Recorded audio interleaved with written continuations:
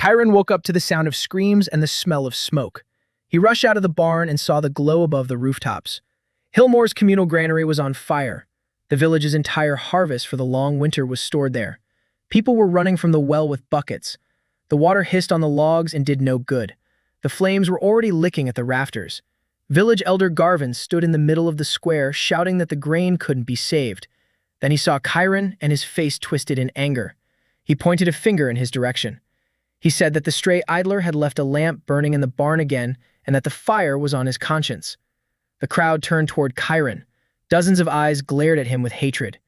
In this village, he had been considered a nobody for 2 years already. A stranger with no family and no trade, just another mouth to feed in a year of famine. Chiron didn't argue. Arguing with the crowd in front of the burning barn was pointless. He stared at the fire and felt a strange itch in the palm of his hand. 3 days ago, that itch had appeared for the first time. Back then, out of boredom, he clenched a river pebble in his hand, and the pebble had vanished. In its place, a thin plate with an image of the stone remained between his fingers. Chiron had decided then that he was going mad. Now, sitting before the fire, the itch had become unbearable. Blue lines appeared before his eyes, lines that only he could see. The lines reported that an object had been detected, the barn's flames. Ceiling available. Chiron read these lines, and something inside him responded with recognition. He'd seen windows like this thousands of times. Only before they had appeared on a screen, not in midair. He stepped toward the barn. Someone shouted at his back that the arsonist was trying to cover his tracks. He didn't turn around. The heat beat down on his face. Chiron reached out and pressed his palm against a burning beam. There was no pain. Blue lines flashed. The fire quivered with its entire mass. Then the flame flowed toward his palm like water into a funnel. The roar subsided. The smoke dissipated. 10 heartbeats later, the barn stood black and wet but still half intact. There was no fire anywhere. A map lay in Chiron's hand. A dancing flame was drawn on it. At the bottom was an inscription. Small flame. Rank. Gray. The square fell silent. Buckets froze in people's hands.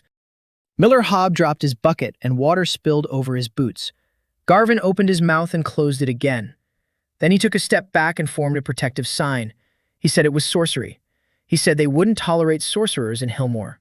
Blacksmith Dorn raised the hammer he grabbed on his way to the fire. The crowd began to murmur. Chiron raised the map above his head so everyone could see it. He said he had just saved half of their grain. He said that a sorcerer who burned barns wouldn't have put out the fires with his bare hands. He spoke calmly, and that calmness had a greater effect than shouting. People began to exchange glances. Hobb was the first to mutter that the grain was indeed intact. Garvin ordered Chiron not to approach the people until morning.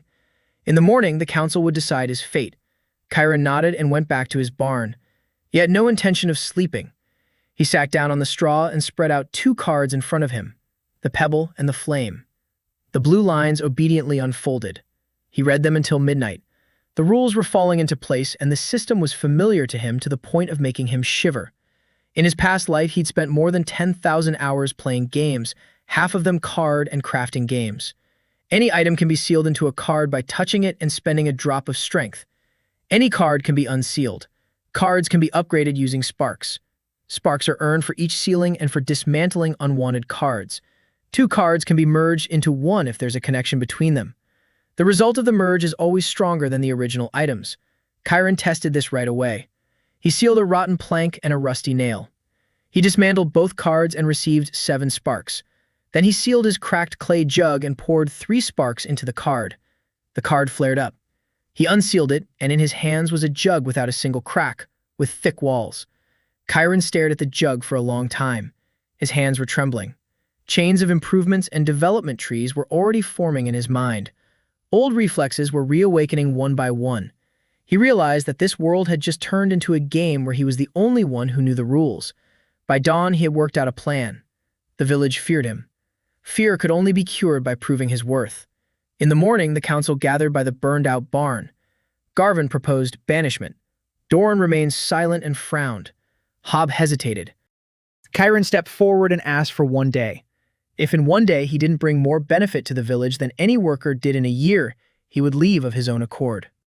Garvin smirked and agreed. He was certain that by evening he would be rid of the outsider for good. Chiron started with the mill. Hobb's millstone had cracked last fall and was grinding at half strength. Hob let him approach the millstone with the sour expression of a man who knows full well he's being taken for a fool. Chiron placed his palm on the stone. The millstone vanished. Hob gasped and clutched his heart. Chiron showed him a card with a picture of a millstone and asked him not to interfere. Then he sealed the boulder by the river. The boulder was made of dense gray stone. Blue lines confirmed the connection between the cards. Stone and stone. Chiron merged them and added 5 sparks. The new card glowed with an even white light. He unsealed it right on the mill's axle. A new millstone sat on the axle, smooth, heavy, and without a single crack. Hob poured the grain in with trembling hands.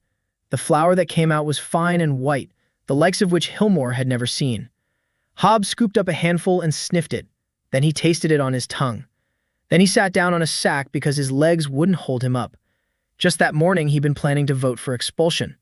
Now he looked at Chiron as if he were a natural phenomenon. The news spread through the village faster than the wind. By noon, there was a line outside Chiron's barn. He repaired plows, axes, and hoes. He sealed and enhanced each item for 2 or 3 sparks and returned it better than new. Sparks trickled in with every sealing, and he remained in the black. The numbers added up. In his past life, he would have called this a positive feedback loop.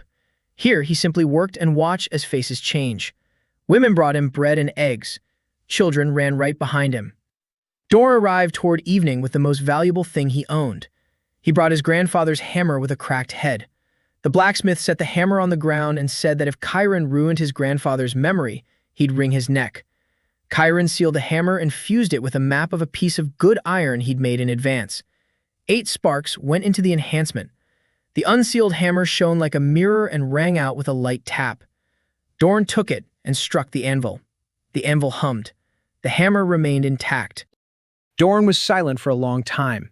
Then he said he was taking back his words about sorcery. He said that sorcery didn't smell like good work. That evening, the council gathered again. Garvin stood up and scanned the square. He was about to speak of banishment, but when he saw the look in the people's eyes, he realized they would likely banish him instead. The village elder was straightforward but not foolish. He announced that Hillmore was taking Chiron under the community's protection. In return, Chiron promised to serve the village with his gift. The people tapped their mubs on the tables. Chiron stood among them, and for the first time in 2 years, no one called him a mouth too many. He wasn't under any illusions. He knew from hundreds of games he played that a rapid rise always attracts trouble. Trouble wasn't long in coming. Late at night, dogs began to bark on the outskirts. Mela lived out there on the outskirts with her kennel. The young huntress kept 6 hounds and knew the forest better than anyone else in the area. Her dogs never barked without reason. Next, the hunter boar ran into the village. He was pale and clutching his shoulder. Blood was trickling through his fingers. He said he'd seen a pack of 50 wolves in the hills. He said the wolves weren't moving like animals but like soldiers, steady, silent, and all heading in the same direction, toward Hillmore. He also said the leader had a brand seared into its forehead and that the brand glowed red. Chiron listened and felt the map quivering in his bag. He took it out. A small flame flickered within the plate as if alive, reaching toward the dark hills. The fire within the map recognized something familiar there in the darkness. Chiron clenched the map in his fist and looked at the palisade. The palisade was old and rotten. There were 6 hours left until dawn. Chiron didn't wait for dawn. He roused the village elder from his bed and ordered all the men to gather at the palisade. Garvin grumbled but obeyed. The memory of the burned-down barn was still too fresh. Org sat by the fire while the healer bandaged his shoulder. The hunter watched the commotion and shook his head. He said he'd seen that pack up close and that no fence would stop it. He said the village needed to flee across the river instead of playing at war. Chiron listened and didn't argue. He simply set to work. First, he walked around the palisade and sealed the most rotten gap. The people gasped when 10 paces of the wall vanished in the palm of his hand. Then he sealed a stack of oak logs that had been cut for the new bridge. Blue lines confirmed the connection, the wall and the wood. The fusion consumes 12 sparks. Chiron unsealed the map in its old spot and a new section grew in the hole. The logs were twice as thick as the previous ones and fitted together without a single gap. Borg walked over and kicked the wall with his boot.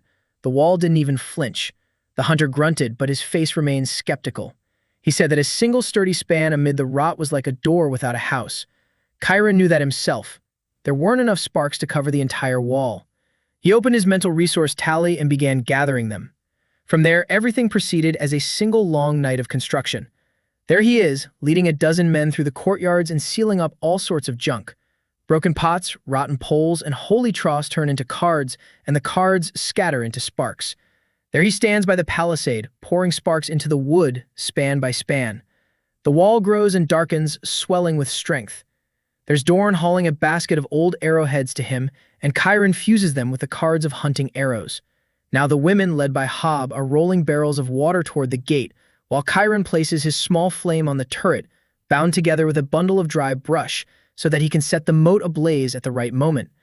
By the gray dawn, Hillmore was unrecognizable. The palisade stood straight and tall.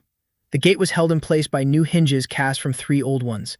40 men gripped their improved spears. Bord watched it all from the tower, and his skepticism began to crack. He said that the wall might just hold now. He said that the men wouldn't hold out anyway. A peasant with a spear against 50 wolves is just meat. Chiron replied that he had an idea about the people. He went down and walked to the outskirts toward the kennel.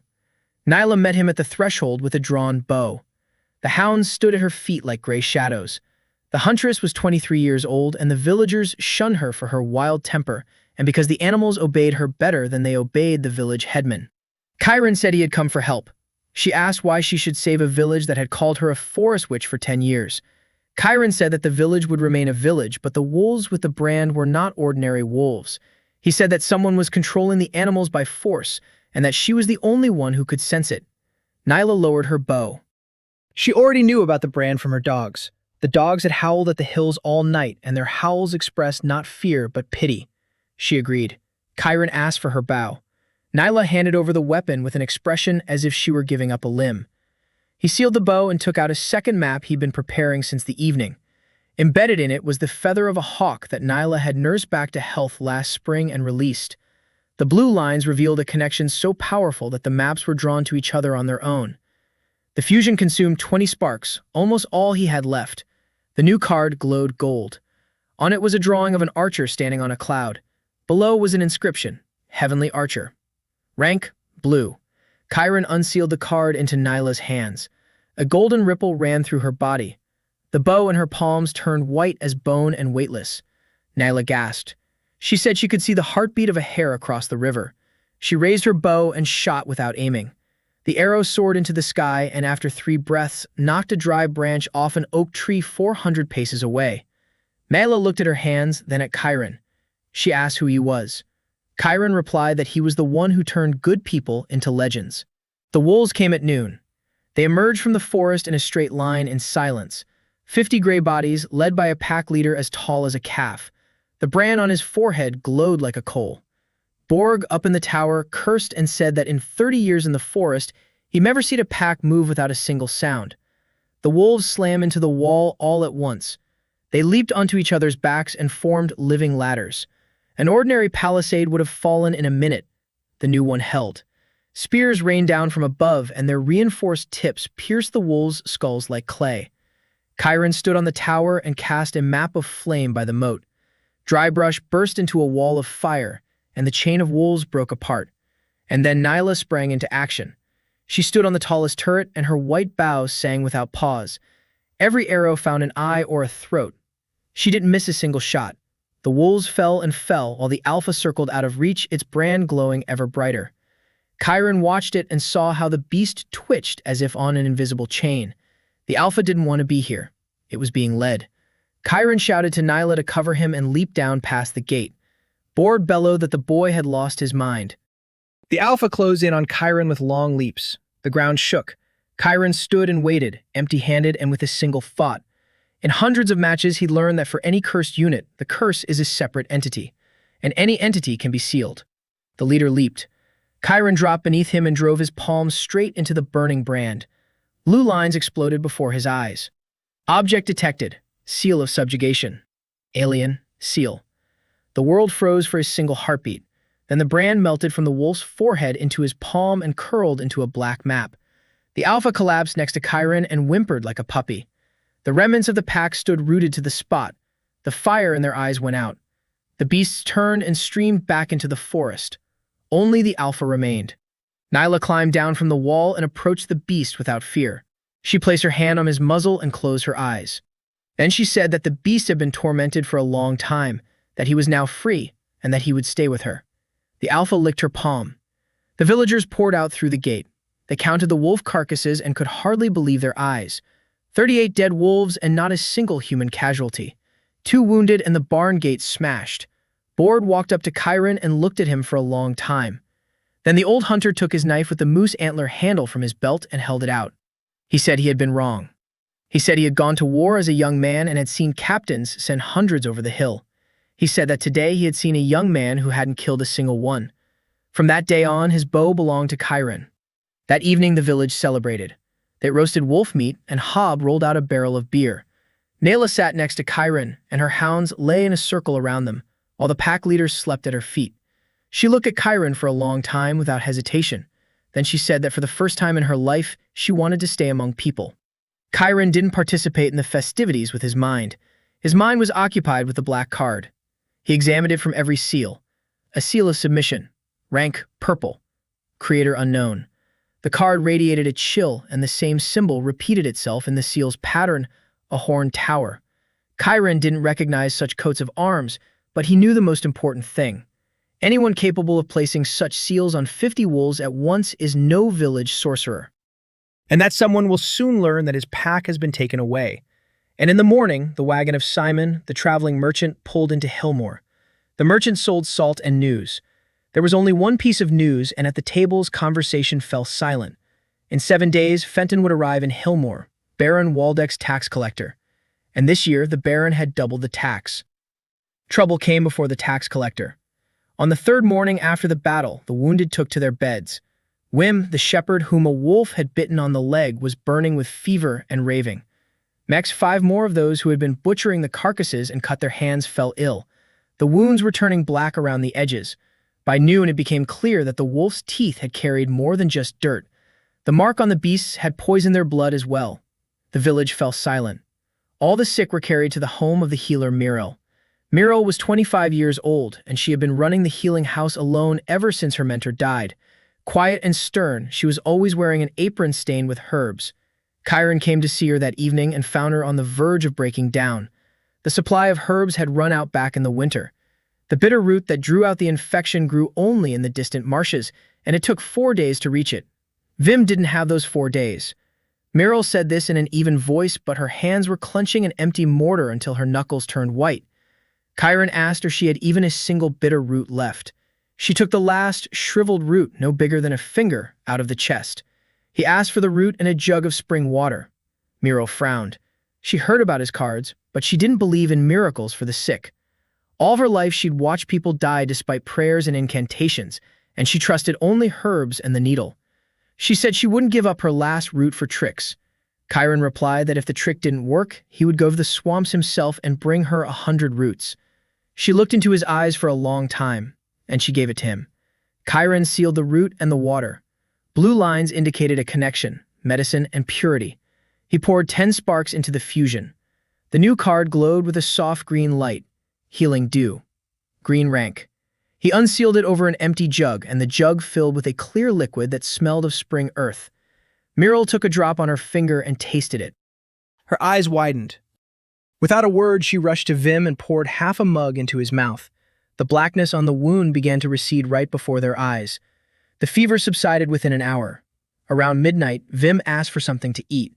Muriel walked among the cots, giving the sick something to drink, and after every sip they took, she turned to look at Chiron with an expression as if to check that he hadn't vanished into thin air. By morning, all 6 were sleeping soundly.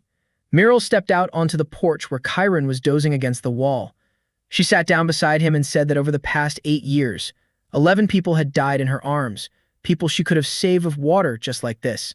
She asked why his gift had gone to a good-for-nothing from the barn instead of to someone who actually needed it. There was no anger in her voice. Only 8 years' worth of weariness. Chiron replied that a gift is simply a tool. A hammer, too, goes not to the most worthy but to whoever happens to be standing at the anvil.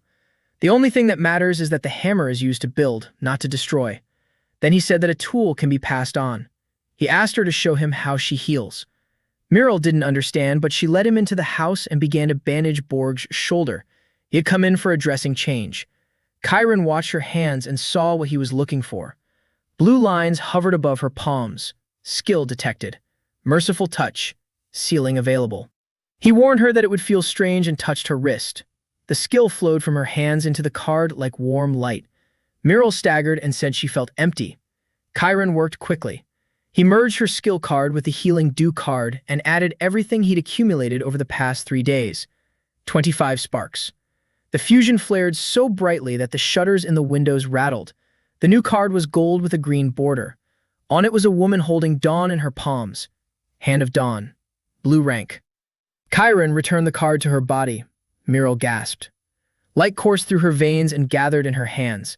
She looked at her hands and they glowed from within like lamps beneath her skin. She turned to Borg and touched his shoulder. The laceration closed in 3 breaths, leaving not even a scar. Borg gasped and began to move his arm. Muriel began to cry. She was crying and laughing at the same time, touching everything in sight. She healed an old burn on her young assistant's arm. She straightened her elderly neighbor's crooked finger. Then she stopped in the middle of the room and said she now understood why she had lived. That evening she went to Chiron's shed. She brought dinner and stayed to talk, and their conversation didn't end until well past midnight. She told him about her mentor and the 11 names she knew by heart. He told her more than he'd ever told anyone else. That he once lived in another place where all he knew how to do was play in other people's worlds. That there, he'd once fallen asleep while doing his work and never woke up. He left out the details. Muriel listened, holding his hand with her glowing palm. As she left at dawn, she kissed the corner of his lips and said that her hands were now his hands. Mela met her at the gate, and the women exchanged a long, lingering glance. Then Mela smiled and said there was plenty of room in the pack. The days leading up to the collector's arrival were spent putting together the work. Here Chiron and Dorn are melting down old sickles into size that won't dull. Here's Hob loading flowers so white into the granary that the merchant Simon swears he'll sell it in town for triple the price. Here is Muriel pouring healing dew into clay flasks, and the flasks are lined up in rows on the shelf. Here are Nayla and the pack leader bringing back so much game from the hunt that the smokehouses are billowing smoke nonstop. Hillmore was swelling with wealth like an ear of grain. And on the 7th day, a convoy appeared on the road. Fenton rode in a covered wagon with a dozen guards. The tax collector was fat and dressed in velvet, and his eyes were as quick as a weasel's. Riding with him was the clerk, Cripps, skinny and with a perpetual smirk. Fenton stepped out onto the square and looked around, and the smirk slipped from the clerk's face first. Creeps had been to Hillmore last fall. Back then, it had been a dump with a rotten fence and hungry eyes. Cripps remembered eating watery porridge here. Now he looked at the new palisade, the well-fed horses and the rows of smokehouses, and his face grew more drawn with every turn of his head. He whispered to Fenton that last time it had been 3 times poorer here. Fenton announced the Baron's decree. The tax had been doubled due to wartime needs, 30 sacks of grain and 20 in silver. Garvin turned pale. Such a tax would be ruinous even for the new Hillmore.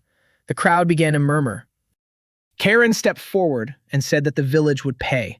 He waved his hand and the men rolled out a cart. 30 sacks of finely ground flour, 20 silver coins, and on top of that, 10 flasks of dew and 3 scythes.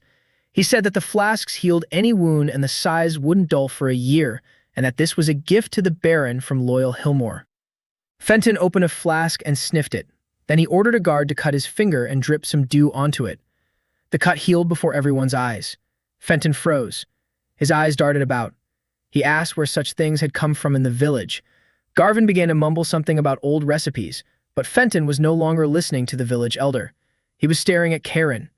Because at that very moment, a boy on the cart dropped a sack, and without a second thought, Karen sealed the falling sack into a card and unsealed it back onto the cart.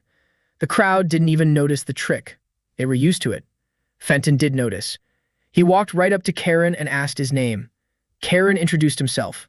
The collector flashed a wide grin and said that Baron Waldeck was generous to useful people. Then the wagon train drove off. Simon the merchant watched them go and shook his head. He said he'd seen that same smile on the butcher's face when he was picking out a boar. Karen understood everything himself. He'd shown the village his wealth to buy his way out, and instead had hung a price tag on Hillmore. That evening he gathered his men, Garvin, Dorn, Borg, Hob, Nyla, and Muriel. He said that this wouldn't end with just a tax. He said they would now be put to the test, and that there was little time to prepare. And 20 versts from Hillmore, Fenton's wagon turned off the main road toward an old tavern. There, men with weapons were waiting for the tax collector. Their leader wore a cattle brand on his belt, and his name was Garth. Fenton placed his purse on the table and said that a miracle worker had appeared in Hillmore. He said it was too early for the Baron to know about the miracle worker. He said he wanted to get his hands on this man, alive, and the village could be taken as usual. Thunderstorm arrived in Hillmore on foot with a sword on her back. 2 days after the tax collector's departure, Niall brought a woman in from the highway. The woman was tall and broad-shouldered and walked with a limp. Her chainmail was slashed in 3 places, and old blood stained the inside of her left sleeve. She introduced herself as Tessa, asked for water, and said she had a message for the person in charge here. She was taken to Chiron. Tessa sat down on the bench as heavily as one does after 3 days without sleep. She said she'd spent the last 6 years with a Sword and Heart's mercenary band. The band took on contracts to guard caravans and fight in wars, and she never asked unnecessary questions. 3 days ago, Hart took a contract to protect a village. She refused to slaughter peasants for money. For her refusal, her own men sentenced her. She fought her way out and left 2 of them lying there. She said that Garth leads 40 swordsmen, and that they'll arrive in a day, 2 at the latest. She also said that the client ordered them to capture a certain local miracle worker alive. Chiron listened, and the pieces fell into place on their own. Fenton. So the collector had decided not to share the fine with the Baron. Muriel treated Tessa's wounds, and she fell asleep right at the table in the middle of a sentence. Chiron went out and struck the gong. He'd been preparing Hillmore for battle with a training regimen lasting a day and a half. Here's Dorn with his apprentices hauling all the iron from the forge up to the walls, and Chiron, span by span, is pouring sparks into the gate until the oak begins to ring like bronze. Here's Bord herding 36 men in the courtyard and drilling them in spear formation, while Chiron hands out improved spears with tips made from fused braids. Here's Nyla hanging snares and whistles made from bird bones throughout the woods along the road so that no detachment can approach silently. Muriel is arranging flasks of dew in rows at the infirmary, and the women are sewing stretchers. By evening on the 2nd day, Tessa had slept off her exhaustion and inspected the fortifications. The former mercenary looked at everything through the eyes of someone who had stormed 24 palisades. She said the wall would surprise Garth. She said the wall wasn't enough. Garth had crossbows, flaming oil, and experience. She asked for a sword because she blunted her own fighting her former brothers. Chiron asked for her sword and her belt with the scabbard. Tessa handed them over reluctantly. He sealed the blade. Then he took out a map he'd made that morning from a fragment of a fallen star. That fragment had lain in Garvin's chest for 10 years as a curiosity, and the village elder had handed it over without a word of protest. Blue lines revealed a connection, steel and sky. The fusion consumed 30 sparks and half of his strength. The new map was crimson. Drawn on it was a blade in the tail of a comet, the blade of the Crimson Comet. Rank, blue. Chiron imprinted the map onto Tessa's scabbard. The sword inside grew a palm's length longer, and red sparks trickled down its blade. Tessa drew it and twirled it. The blade sang and left a crimson trail in the air. She cut down a tether post to test it. The cut was as smooth as a mirror. Tessa sheathed the sword and looked at Chiron very intently. She said that kings would kill each other for a blade like that. She asked why he was giving it to a stranger who had served his enemies just yesterday. Chiron replied that she had lost everything for refusing to kill his people. He said that was how he paid his debts. Tessa was silent for a moment. Then she knelt on one knee, as one does before a captain, and said that her sword was now his. Garth arrived at dawn on the 3rd day. Nayla's forest whistles rang out from a verst away, and the village met the detachment at the ramparts. 40 swords emerged from the fog. Garth rode ahead on a raven-black horse and was as calm as a man accustomed to villages surrendering at the mere sight of him. He shouted that they needed only 1 man and that the rest would be spared if they opened the gates. Garvin on the wall trembled. Chiron replied from the wall that this man stood before him and that he set his own price. Garth laughed and waved his hand. The crossbowman fired a volley. The bolts struck the palisade and lodged as if in stone. Not a single one got through. Garth stopped laughing. The assault rolled forward in waves. The mercenaries hurled pots of flaming oil at the gate, and flames roared up the oak. Chiron placed his palm on the gate from the inside and extinguished the fire all at once. The second wave of flames landed in his bag, and the oil-soaked gate remained intact. The mercenaries climbed the walls using ladders. Borg's pike formation knocked them back time and again. Mela fired from the tower, and each of her shots took down a crossbowman. A celestial archer against ordinary archers, It wasn't a duel, but a slaughter. By noon, Garth had lost 8 men and realized the village would not surrender. So he did what he always did when his prey put up a fight. He sent a squad of 10 to flank the village toward the river, where there were no walls. Tessa was waiting for them there. She stood alone on a sandy shoal, a crimson blade in her hand. The squad recognized her and let out a neigh. The laughter ended quickly. The comet struck through shields and chainmail as if through canvas. 4 fell within the first few blows. The rest fled, and Tessa made no move to pursue them. She emerged from behind the river toward the main gate with her blades slung over her shoulder and shouted to Garth that his right-hand squad was wiped out. Garth saw her and his face darkened. He dismounted and walked toward the wall himself, bellowing that the traitor would die a slow death. Chiron decided to put an end to it. He nodded to Nyla and opened the gate. Garth didn't have time to figure out whether it was a gift or a trap.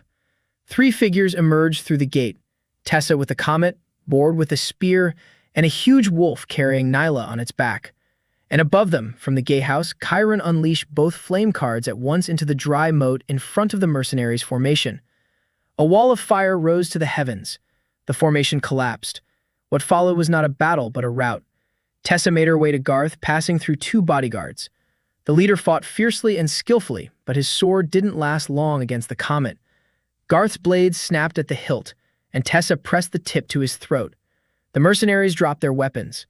The prisoners were herded into the square, 26 of them, alive and bound. Dorn walked among them with a hammer, his gaze fixed on Chiron. The blacksmith was the last person in the village who deep down believed that miracles would lead to no good. Throughout the siege, he had insisted that a real war would reveal the true cost of such tricks. Now he counted aloud. Not a single Hilmorian killed. 5 wounded and all already back on their feet thanks to Miral's healing. Dorn set down his hammer and declared loudly so the whole square could hear that he had been a fool. He said he'd been forging iron for 40 years and had thought nothing could be stronger than iron. Yet yesterday's boy from the barn had proven to be stronger than iron. In Garth's wagon, they found something that changed everything. A purse containing 50 silver pieces and a receipt with a seal bearing the name Fenton, and a small chest. Inside the chest, on black velvet, lay a fiery crystal the size of a fist. A flame swirled slowly inside the stone. Tessa said that Garth was transporting it to sell, that he'd taken it from a mountain caravan a month ago, and that a stone of such power came from the deepest mines. Chiron took the crystal and blue lines danced with excitement, an object of legendary caliber. He looked at Dorn's forge. The thought was audacious even for him. He sealed off the entire forge. Dorn merely grunted as his workshop vanished from the face of the earth. Then Chiron sealed the crystal and merged the 2 cards. The fusion drained every last spark from him, and he fell to his knees. But the card that landed in his palm was as orange as dawn. Dragon's Workshop, gold rank. He unsealed it in its old spot. The earth trembled.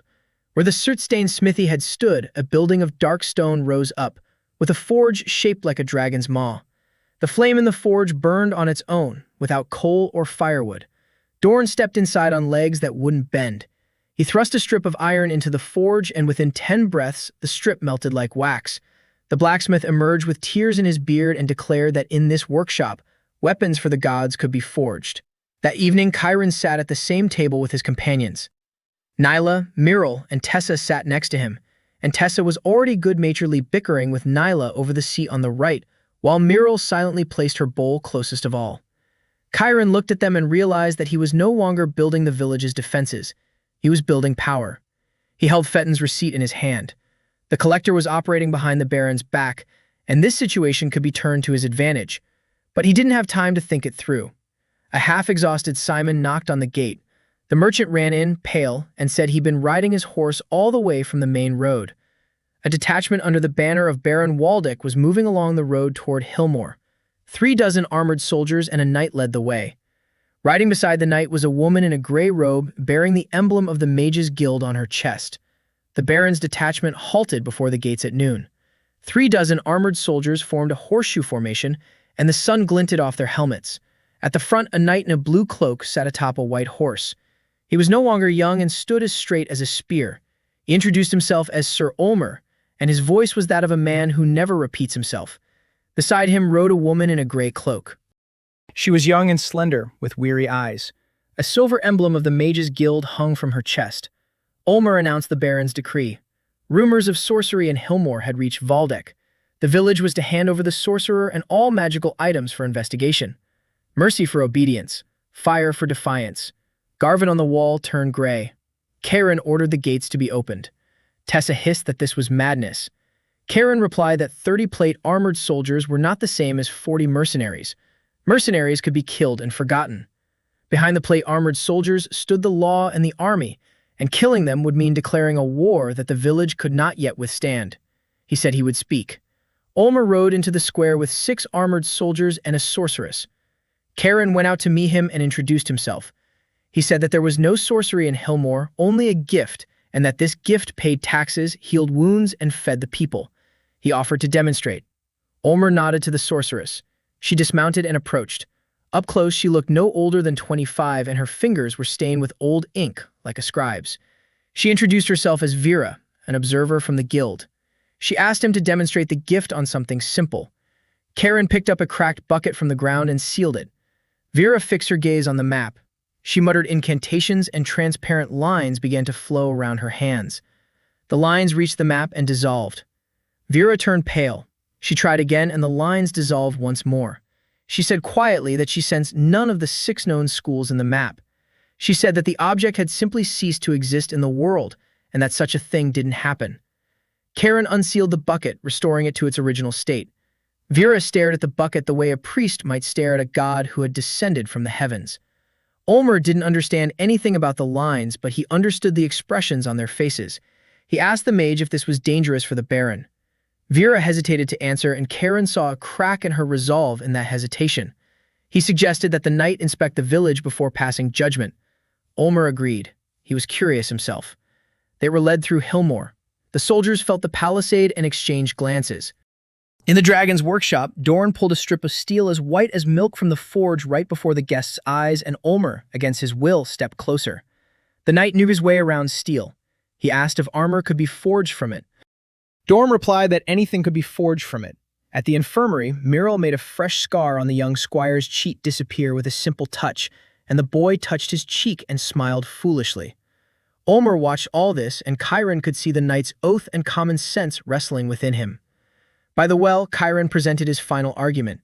He relayed to Ulmer the Fenton's receipt and told him about the mercenaries. He said that the Baron's tax collector had hired a gang to steal behind the Lord's back what by law belonged to the crown. He said that Hillmore had repelled the attack and was ready to swear allegiance to the Baron as a loyal village, but not as a herd headed for the slaughterhouse. Ulmer read the receipt for a long time. Veins throbbed across his face. He had long despised Fenton. Finally, he said he would relay everything to the Baron exactly as it was. He said his advice would be simple. It was more profitable to milk such a village than to burn it, but the decision was up to the Baron, and the Baron was greedy and frightened, with people even worse than Fenton whispering in his ear. He gave Hillmore until the end of the month to prepare for any outcome. That was more than Chiron had dared to ask for. The detachment left by evening. Vera didn't leave. She stood at the gate with a horse on a lead rope, her face like that of someone about to jump into a river. She told Ulmer that she would stay to observe the phenomenon for the guild. The knight shrugged. The truth came out over dinner. Vera spoke, staring at the table. She was born into a dyer's family and had worked her way into the guild through talent. For 10 years, she'd been kept in the scribe's quarters because she had neither a name nor money. A year ago, she submitted her treatise on the fusion of the elements to the masters. The treatise was deemed dangerous heresy and burned, and she was exiled to the wilderness as an observer. Today she saw a village boy accomplish with a single touch what she had been writing about in secret at night. She looked up and said she wanted to study under him, even if the guild burned her at the stake for it. Chiron asked what she was capable of. Vera conjured a nut-sized flame in her palm and said guiltily that she hadn't been taught how to use battle wands. The flame was pitiful, but the blue lines above her hands burned brightly. Skill detected. Artisan spark. High potential. Chiron smiled. Out of thousands of recruits, he loved nothing more than finding underrated units. He moored her and sealed the skill. Then he took out a black card bearing a seal of subjugation that he removed from the wolf. He'd long toyed with the idea that an enemy's evil power could be reforged. The blue lines confirmed a connection through fire and will. The fusion erupted in 40 sparks, and Chiron fed it everything, including the reserves from the dismantled trophy swords. The flash was so intense that Tessa grabbed her blade. The new card was purple with a gold border. On it was a woman wearing a crown of ash, the Ash Lady, gold rank. Chiron returned the card to Vera's body. The mage arched her back and gray sparks rained from her hair. Then she reached out toward the hearth, and the hearth's flame obediently came to her, wrapping itself around her wrist like a tame beast. She clenched her fist, and the flame turned to ash, which swirled in a deadly and froze at a single glance from her. Vera slowly sank onto the bench. She said she felt a furnace inside her capable of remelting a mountain. She looked at Chiron, and in her eyes was the same expression she'd seen in Mirel, Nayla, and Tessa. Hillmore settled into a military rhythm. The days passed in a flurry of preparations. Here is Dorn in the dragon workshop, forging armor from white steel, and Chiron is casting plates with maps of the river turtle's shell. Here is Bord erecting a second row of log walls, which Vera is heating with ashen heat until they are as hard as stone. Here is Nayla with her wolf chasing the young men from the village and teaching them to read tracks. Here, Mirel is already bottling the dew into barrels, and Simon is taking 2 barrels to town to sell, returning with a cartload of iron and eyes wide with city rumors. The rumors were bad. Fenton had disappeared from the Baron's castle along with the treasury a week ago, and Baron Waldeck was gathering an army. He borrowed money from his neighbors and hired 300 spearmen. Ulmer had sent a short note by pigeon. The Baron had been convinced that a rebellion was brewing in Hillmore and that the treasury had been stolen by sorcerer's servants. It was the work of his new advisor, who had arrived a month ago. The note ended with the words that the advisor's coat of arms featured a horned tower. Chiron read this, and a chill ran down his spine. He took a sheet of paper from the chest onto which he had traced the symbol from the black map. A horned tower. The one who had branded the wolves was now whispering in the Baron's ear. The wolves had been a test of strength. Fenton's mercenaries had been a momentary fit of greed, but this was a real game, and the opponent had been making his moves for a long time. That night, Chiron climbed the gate tower. 4 women followed him up without being called. Nyla with her bow, Tessa with a comet, Mirel with light in her palms, and Vera with ashes in her hair. Below, Hillmore slept, well-fed, fortified, and doomed he made a mistake. Chiron looked south, where the Baron's castle stood beyond the forests. Then he shifted his gaze eastward toward the distant hills and froze. A glow hung over the hills. Not the red glow of a fire, but a sickly green radiance rising from the ravine, a column up to the low clouds. Blue lines unfolded before his eyes of their own accord, and he had never seen anything like them before. The lines trembled. Source detected. A fault line. Threat level exceeds the accessible threshold. Inside his bag, the empty shell of a black map pulsed with icy fire, drawn to the glow like a compass needle. Tessa asked what that light was. Chiron replied that a human war was coming toward them from the south. He said that something was approaching from the east for which humans had no name. He placed his hands on the cold wooden railing. There was no fear. It was a feeling from a past life, familiar to the point of making him shiver, when 2 fronts opened up on the map at once and only one base remained in reserve.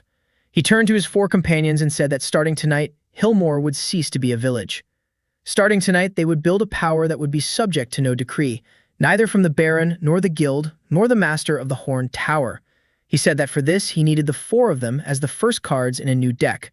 Mela placed her hand on his right shoulder. Tessa placed hers on his left. Mirel took his hand. Vera covered their hands with hers, and ash swirled quietly above their clasped fingers. Down below in the darkness, a wolf howled, and a green pillar rose slowly above the hills. In the morning, Chiron convened a council in the dragon workshop. The heat from the forge drove away the morning dampness, and the conversation grew just as heated. He laid out everything he knew on the table. From the south, the Baron is gathering 300 spears, and the advisor from the Horned Tower is pushing him to march. To the east, 2 days' journey away, a rift had opened, and a force was emanating from it that his writings described as a threat exceeding the accessible level. Garvin suggested praying. Borg suggested striking whoever was closest. Tessa said that Hillmore couldn't hold off 300 lances even with the new wall, and that fighting the Baron meant losing even if they won. Chiron agreed with her. He said that you can negotiate with people, but not with a rift. He said he would go to the rift himself before it grew any larger. A small threat can be sealed off. A large one cannot. The argument escalated into shouting. Mirel said that his verses themselves had warned of the danger. Chiron replied that in his past life, an inscription about exceeding the level meant only one thing: a reward for whoever dared to take the risk before the deadline. They decided as follows. Chiron would take a small detachment and head for the rift. Tessa would stay behind to hold the village and command the defense. Dorn forges away without stopping. Garvin is stalling for time in case the Baron's men arrive. Chiron took Nayla and her wolf, Vera, and a dozen of the best men from Borg's training camp with him. Muriel stood in the doorway with her knapsack and said that the healer was needed more by the wounded on the road than in the village. It was clear from her expression that arguing would only make things worse. They set out before noon. The journey east took 2 days and proceeded in fits and starts. Here the party is passing through the abandoned village of Vesk, where the doors stand wide open and porridge has frozen in the cauldrons, while Mala reads the tracks and says that the people fled 3 days ago, not from a beast, but from what they saw in the sky. Here they spend the night in a ravine where a wolf lies all night with its muzzle facing east, never sleeping. By morning, the grass beneath their feet has turned gray and brittle, and the birds have vanished entirely. On the 3rd morning, they came upon the chasm. The fissure hung over the shattered rock like a wound in the air, a green crack 3 times a man's height, its edges breathing. For 100 paces all around, the earth was dead, and creatures roamed the dead earth. Most of all, they resembled wolves that had been skinned and reassembled from darkness and green light. The straw called them the fissure's spawn. Their rank was gray, but there were dozens of them. And right at the crack itself stood the very reason why the fissure had to be sealed quickly, a creature as tall as a bear with a bony crown on its skull. The straw called it the fissure's anchor. Its rank was blue. As long as the anchor lives, the fissure grows. Karen laid out the plan in the sand. Vera burns a path through the pack. Nyla takes out anything that breaks through. The guys hold their formation and don't stray. The anchor is his. Muriel stands in the rear and heals. The battle turned out shorter than the fear of it. Vera raised her hands and a wave of ashen heat swept across the barren land. The front line of creatures crumbled into gray dust. The mistress of ash laughed and sparks danced in her hair. Nyla struck so quickly that the bowstring hummed a single note. Those who broke through were met by spears, and the white steel spears burned the creatures like red-hot iron burns through straw. The anchor roared and charged the ranks, and the earth shook beneath him. Chiron stepped out to meet him, just as he would have faced a wolf pack leader. The creature leaped. He dove beneath the blow of its bony paw and drove his palm into its breastplate, where a green light pulsed beneath the darkness. The lines flashed. Object detected. The anchor's heart. Seal. The world trembled. The creature dissolved like smoke in the wind, and a heavy green map settled into Chiron's palm. And then all the lines cried out at once. The rift, deprived of its anchor, began to collapse. The crack contracted and howled, sucking in dead air. Chiron stepped right up to it and did what he had come to do. He pressed both palms against the edges of the wound and murmured the command to himself. Seal. The pain was as if he were holding a lightning bolt with his bare hands. Muriel was screaming somewhere far away. The lines calculated percentages, and the percentages crept along slowly. Then it was all over. Chiron knelt on the dead earth, and in his hands lay a map the color of the night sky. A sleeping green star was drawn on it, a shard of the fracture. Gold rank, properties hidden. He stared at it and didn't immediately hear that Nyla was calling his name. Her voice sounded unfamiliar. He raised his head. Riders stood on the crest of the ravine, a dozen of them. Black armor without crests, their faces concealed. And at the front, riding a skeletal horse, sat a man in a gray cloak, and hanging from his chest was a seal bearing a horned tower. The man looked at the coiled rift and at the map in Chiron's hands. Then he spoke, and his voice was polite, so polite it made one's blood run cold. He said he had tended this garden for 2 moons. He said the boy had plucked a fruit he would not be able to digest. He introduced himself as Malhor, the caretaker, a servant of one whose name would not be spoken here. He offered to take the shard and the map of the heart, promising in return that Hilmore would live to see winter. Chiron rose from his knees. His legs were unsteady, but he stood. He asked why a servant of the Horned Tower would create rifts in the middle of the Baron's lands. Malhor smiled with just his lips and replied that the doors were open so that someone could enter. Then he repeated his offer one last time. Chiron put both maps into his bag and said that he wouldn't give away what didn't belong to him, and that this rift was now his property by right of sealing. Malhor sighed like a teacher dealing with a slow student. He raised his hand and a dozen horsemen began riding down the slope. And then Vera struck. She didn't wait for the command. An ash wave swept away the slope along with 2 horsemen. The horses neighed and the formation of black riders crumbled. What followed was a chaotic and fierce battle of retreat. Chiron commanded the retreat toward the forest because the bone horses could not move through the forest. Nyla struck at the slits in the helmets. The wolf tore at the girths. Borg's men held their formation and retreated as Borg had taught them, and white steel held back the black blades. With her glowing hands, Morel dragged the wounded behind the trees, and their wounds closed beneath her fingers. At the edge of the forest, Malhor reined in his horse. He did not drive them into the thicket. He called after them that the game had gotten more interesting, and that it would no longer be servants coming after the shard. Then the black horseman turned and rode off over the ridge. The detachment marched home without stopping. 2 of the boys were wounded, and both were walking on their own thanks to Morel. Vera was reeling from the emptiness left by the ash waves, and Chiron was supporting her by the arm. At their final overnight stop, he summed up the situation in front of everyone. The rift was sealed. In the deck was a golden shard with hidden properties and a blue anchor heart. The enemy had gained a face and a name, and this enemy who cultivates rifts like gardens. Nyla asked what would happen when those who were not servants came for the shard. Chiron answered honestly that he didn't know. He said he knew something else. Before they arrive, we must become stronger, and we must begin tonight. And when at the end of the second day, the detachment emerged from the forest toward Hillmore, Chiron realized there was no time at all. Tents stood on the road by the gates, and Baron Waldeck's banner hung above them. Tessa met him outside the gates and spoke quickly and quietly. The Baron had arrived yesterday himself with 50 guards. An army of 300 spearmen was encamped a day's march away. The Baron was waiting to speak with the miracle worker. She also said that an advisor dressed in gray never left the Baron's side, and that her warrior's instincts were barking at the advisor like dogs before a fire.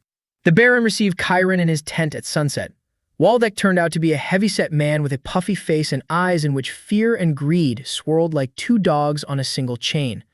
Standing to the Baron's right was the advisor, thin, gray, and with a face one forgot the moment after looking at it. He introduced himself as Master Quinn. Chiron looked at him, and the empty shell of a black card in his bag trembled with a slight quiver. The Baron began the conversation with accusations: rebellion, sorcery, and harboring the embezzler Fenton. Chiron answered calmly, addressing each charge in turn. Regarding Fenton, he produced a receipt and the testimony of the captured mercenaries. Regarding the rebellion, he reminded the Baron that Hillmore had been the first in the district to pay double taxes. Regarding sorcery, he suggested that the Baron himself label the Torment, the Scythes, and the Ulmer's Guard. Waldeck listened and fidgeted. It was clear he had no will of his own. Then Quinn spoke up. The advisor spoke gently and sensibly. He said that a gift without supervision is like a fire without a hearth. He proposed a solution that would satisfy everyone. Chiron would move into the castle under the Baron's supervision and perform his miracles for the entire realm, not just for a single village. The village, in turn, as a sign of loyalty, would hand over all the miraculous items to the crown for inventory. The advisor's voice was soothing, and Chiron saw the Baron nodding in time with the words, as if in a daze. The lines unfolded themselves. Influence detected. A thread of suggestion. Source: Master Quinn. Chiron almost smiled. He asked for a day to prepare and requested that the Baron seal the agreement with a handshake, according to old custom. Waldeck held out his hand. Chiron took the Baron's soft palm and with a bow then took the advisor's dry hand. A single touch was enough. Seal the thread. The black card's casing in the pouch absorbed the suggestion like a sponge soaks up water. Quinn flinched as if he'd been pricked, and the Baron suddenly blinked like a man surfacing from the water. His gaze cleared and horror shone through his clear eyes. Waldeck looked at the advisor as if seeing him for the first time. Chiron didn't let the silence linger. He asked the Baron aloud how long it had been since he'd slept without dreams and how long he'd been making decisions he couldn't remember in the morning. The Baron turned pale. Quinn laughed. The laughter was now devoid of any gentleness. The advisor said that the boy was in a hurry to live. Then he clasped his fingers together and the tent fell silent. The guards at the entrance slumped onto the carpets like empty sacks. Not a sound could be heard from outside. Quinn explained that the dome of silence wouldn't last long, but it would be enough for them. Gray smoke crawled out of his sleeve and coiled into 3 creatures resembling greyhounds, formed from the mist. The Baron squealed and scrambled under the table. Chiron had just enough time to think that a fight inside the tent was the worst possible strategy against the smoke. Then there was no time left to think. The greyhounds struck from 3 sides. He rolled out of the way of the first one, and the second passed right through where his head had been. The mist's fangs were hard. His shoulder burned. He pulled a flame card from his bag and fanned it out in front of him. The fire devoured the smoke with a howl. One greyhound melted away. The other two spun away. Quinn stood motionless, weaving new patterns with his fingers. And then the tent's canopy burst open with a crimson flash. Tessa stepped through the wall as if it were paper. Behind her, an arrow flew through the gap and pinned a second greyhound to a support post, where it crumbled into shreds. Nyla was firing from the hill across the entire camp at a sound only she could hear. Tessa split the third greyhound in half with a comet. Quinn assessed the situation instantly. He said the lesson was over and that the master would teach Chiron the real lessons. Then the advisor stepped through his own shadow and vanished. The dome of silence burst. The Baron's guards stormed into the tent and found the scene, the Baron under the table, deadly smoke in the corners, and the miracle worker from Hillmore clutching his torn shoulder. From there, events unfolded faster than Chiron could record them. Waldeck crawled out from under the table and began to speak, his words pouring out.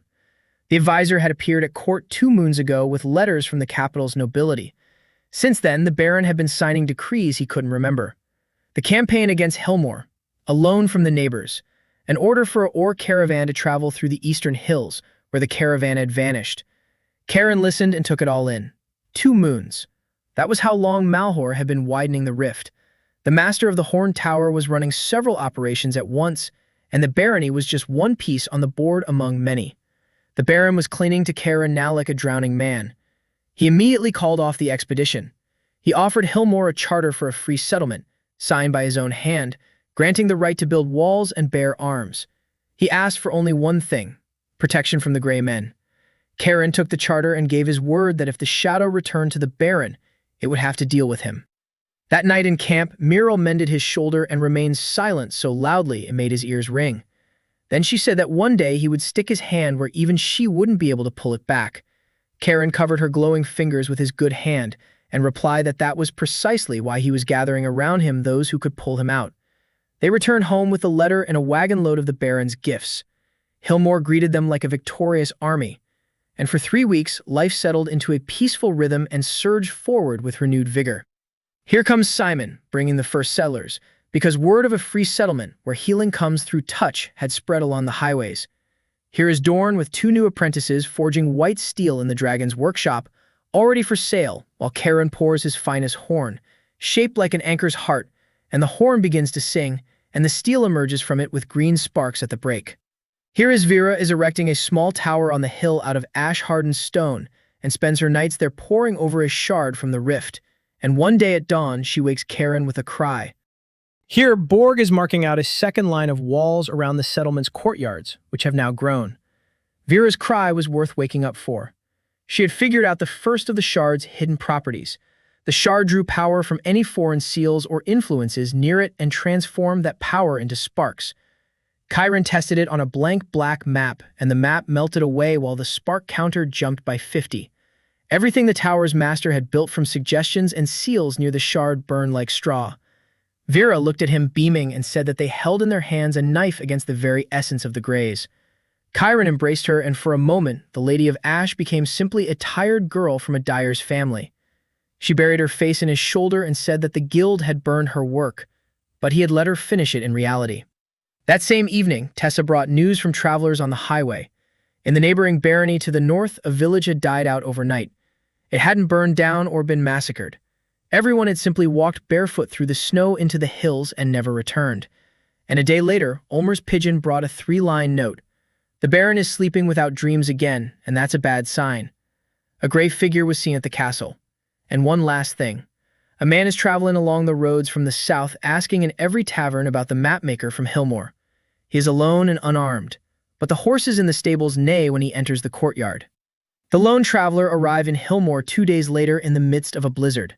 Milo was the first to spot him from the tower. The man walked along the road at a steady pace, and the snow around him fell more slowly than anywhere else. At the gate, he stopped and removed his hood. Beneath the hood was an old man with a face as dark as tanned leather and eyes that were utterly youthful. He told the guard that his name was Ashgar, and that he had come to speak with the one who had sealed the rift in the eastern hills. The horses in the stable by the gate neighed at his cry. Chiron came out to meet him himself. The runes above the old man were utterly silent, and that silence spoke louder than any inscription. Ashgar was led into the house and given a mug of hot drink. The old man warmed his hands on his mug and stared at Chiron without a trace of politeness. Then he spoke. He introduced himself as a guardian of the mountain passes. He said that there were now only 4 like him left in all the northern lands, though there had once been 40. For 1,000 years, their order had sealed the rifts and hunted down those who opened them. He called those who opened them the children of the hollow tower. Chiron laid the redrawn symbol on the table. A horned tower. Ashgar nodded and corrected him. Not horns. Those are cracks. The tower is split from within. It's the symbol of the one who has sat at its base for 1,000 years, searching for a door to the outside. The servants call him the founder. The old man went on at length, and Chiron didn't interrupt. The world is held together by seams. Fault lines are places where the seam is weak. The founder cannot escape on his own, but he can seep through with his power and take people. Quinn and Malhor are the gloves on his fingers. Once every few centuries, the founder finds lands where the seams have thinned and begins to shake them until the seams burst all at once. Then a great door opens. The last time the great door was slammed shut, it cost the lives of half the order. Now the seams are cracking here. The abandoned village to the north is the work of the second fisher. In total, the guard counted 4 points in the area where cracks are forming. Ashgar finished his mug and got down to business. He heard from the tower's terrified servants that a boy in a remote settlement had closed the fissure with his bare hands and sealed it inside an object.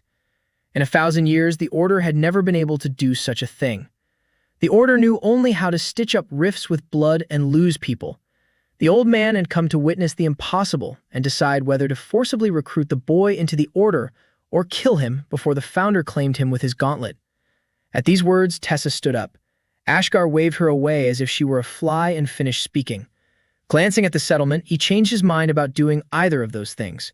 He said that for the first time in 300 years, he was seeing a place where, instead of a wall, a forge was being built to oppose the tower. He proposed a third option, an alliance. His knowledge of the seams in exchange for Chiron's gift. Chiron asked the price. The old man replied that there was only one price. When the great door opened, Chiron would stand before it rather than hide behind the walls. Chiron held out his hand and they shook hands. The old man's palm was like stone. The alliance passed its test 3 days later. Ashgar led them to the northern fault line, to the site of the abandoned village. The 4 of them walked together. Chiron, Ashgar, Vera, and Nayla with the wolf. Tessa stayed behind at the farm again and was grumbling once more. The northern fissure turned out to be different. It hung over a frozen lake and did not breed monsters. It was calling. Even as they approached, Chiron heard a quiet voice in his head promising to reveal something important there beneath the ice. Nayla walked with clenched teeth. Vera muttered spells aloud to drown out the call. This was where the village had gone, barefoot through the snow. Under the ice, Ashgar demonstrated the Order's craftsmanship. He placed bone markers along the shore and the call weakened to a whisper. Then Chiron walked across the ice alone because the ice near the fissure could no longer support 2 people. The anchor lay underwater. He had to unleash a flame, melt the wormwood, and strike the creature at the edge as it burst out of the black water, covered in ice and the hands of the drowned. The blue map of the second anchor cost him his slashed forearm. Then came the sealing of the fissure itself, and again lightning in his palms, and again the toll. The second shard was placed in the pile next to the first. On the shore, Ashgar looked at Chiron for a long time. Then he said that for such a feat, the Order awarded a white cloak, and that he was now at peace with his choice. Chiron returned home with new knowledge and cold anger. In the dead village, in one of the houses, they found a baby's cradle. The tower's call made no distinction based on age. Meanwhile, the settlement grew, and its growth drew ever new connections in its wake. The number of settlers reached over 200, and with them came artisans, extra mouths to feed, and the first thieves. Garvin was aging before their eyes and losing track of the number of households. Hillmore needed not the memory of a village elder, but effective governance. Chiron decided to untangle this knot with maps as well.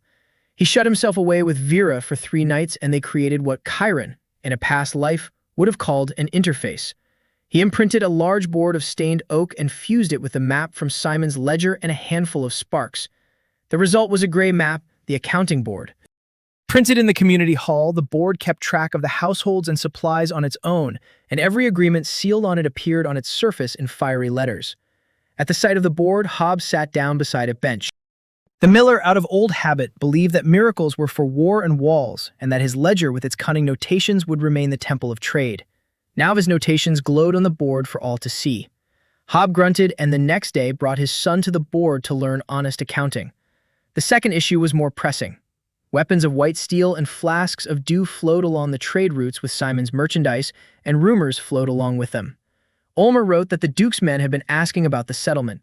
The Mages Guild had sent Vera a letter bearing a seal, instructing her, as the observer, to deliver information about the source of the unaccounted-for power personally to the chapter. Vera read the letter by the hearth and tossed it into the dragon's flames. Chiron snatched the letter from the fire and sealed it while it was still smoldering.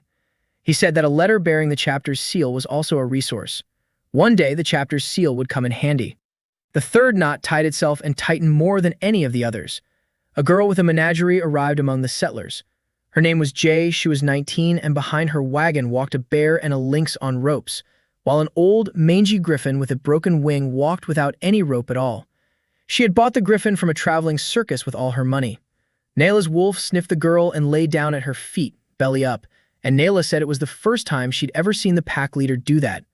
The lines above Jay glowed like festive lights. Skill detected. Voice of the pack. Maximum potential. Chiron looked at the mangy griffin, and connections were already clicking into place in his mind.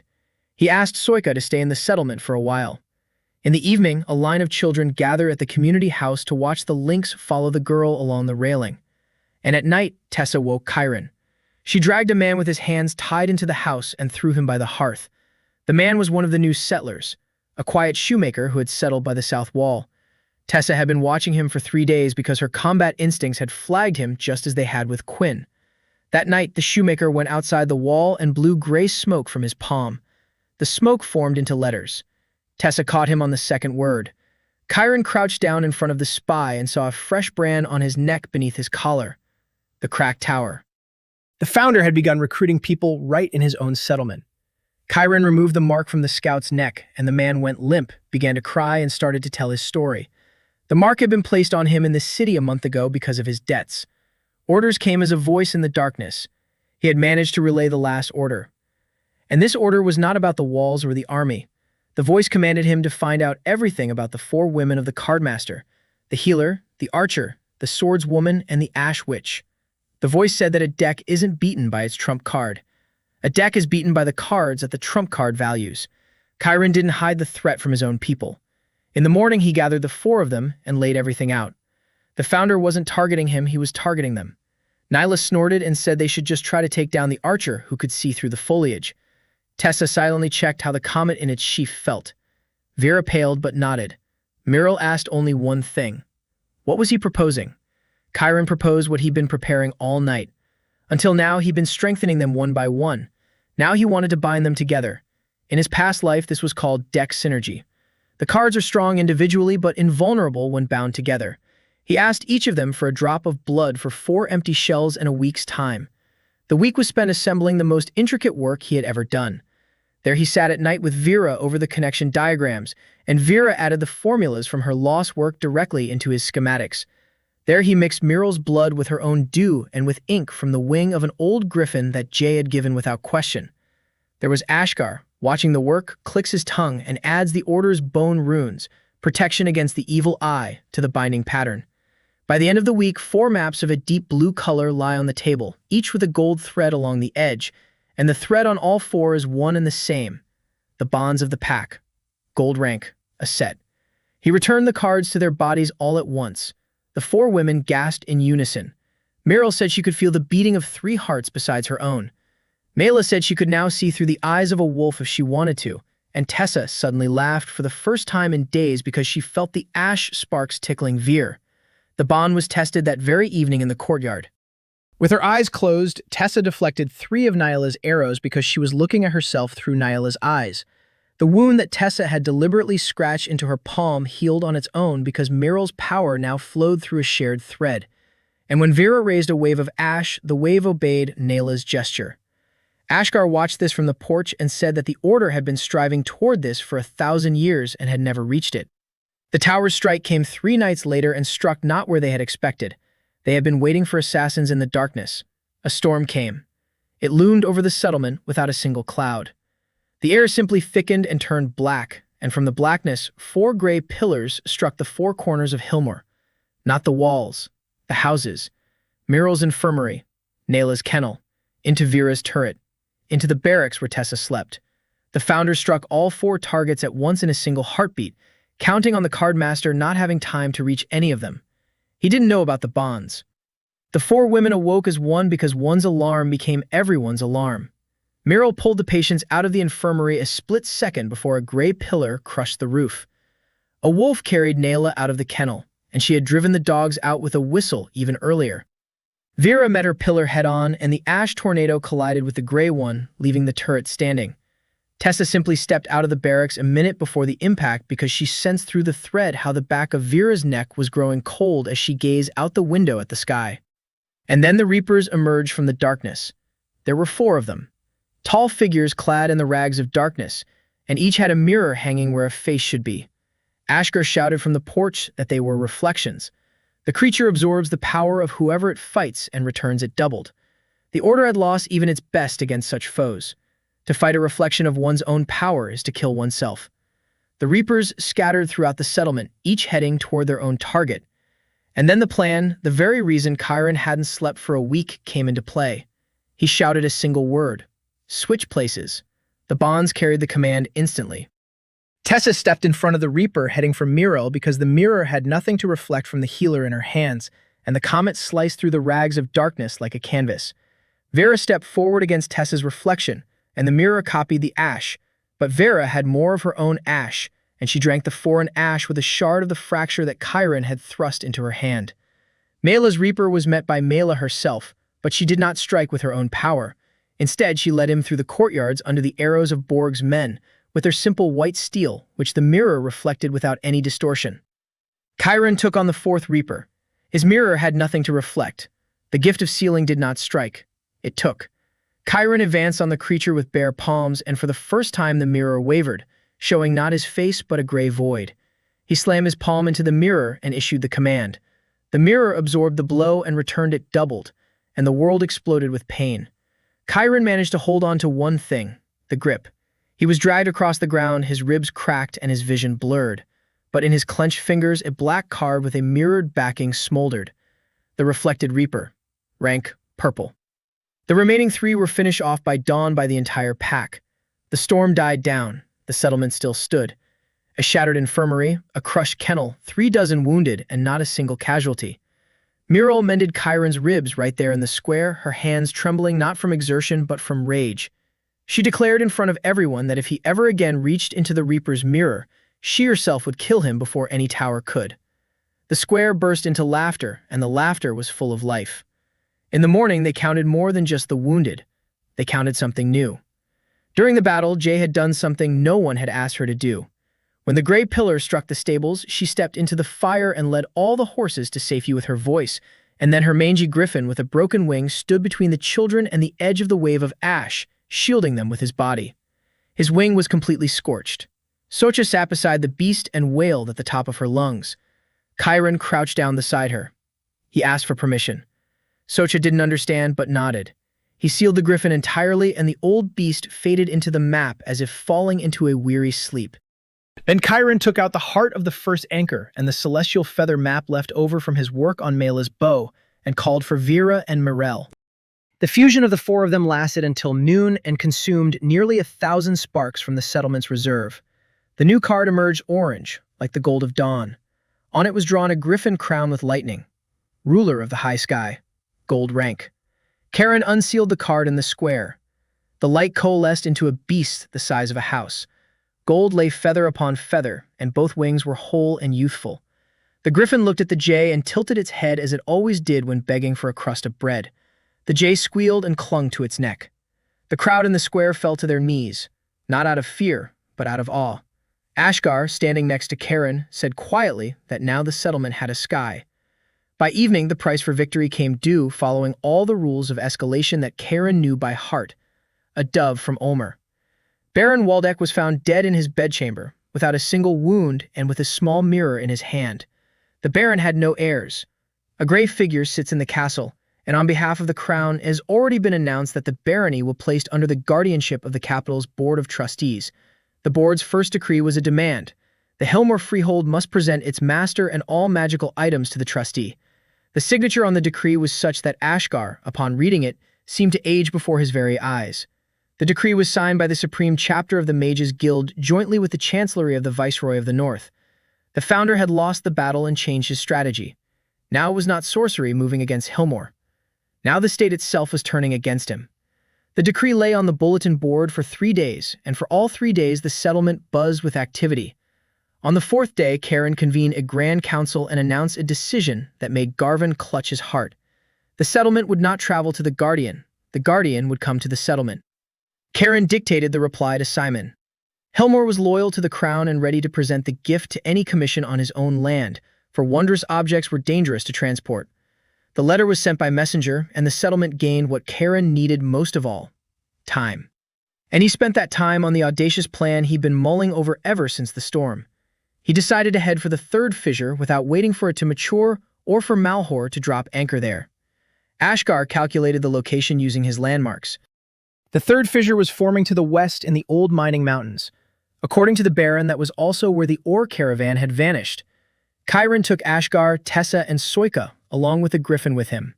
Mela, Vera, and Miral stayed behind to maintain the bond over the settlement because the bonds worked at any distance, and that changed everything. For the first time, he was leaving without taking his eyes off home. The flight on the griffin took half a day compared to a week's journey on foot. Soika controlled the untamed beast with a single voice. For the first third of the journey, Tessa screamed into the griffin's mane out of terror at the height, but then she fell silent because the mountains opened up below, and their beauty overwhelmed her fear. They found the mine shaft through the dead forest, but there was no fault line there. It was worse than that. A camp stood in the basin between the mountains. Neat rows of gray tents, palisades, and watchtowers. People with blank expressions, all dressed in identical gray robes, walked through the camp. Hundreds of people. Ashgar peered out from behind the rocks and said one word: harvest. That was where the deserted villages, the missing caravans, and the debtors with seals from the cities had gone. The founder wasn't just shaking the seams, he was herding livestock. In the center of the camp, on bone trestles, lay the fissure itself. They were raising it, lying there like a blade in a fart of fed. Once a day, gray overseers would bring 12 people to it, and the crack would eat them. Chiron watched this, and his ears rang.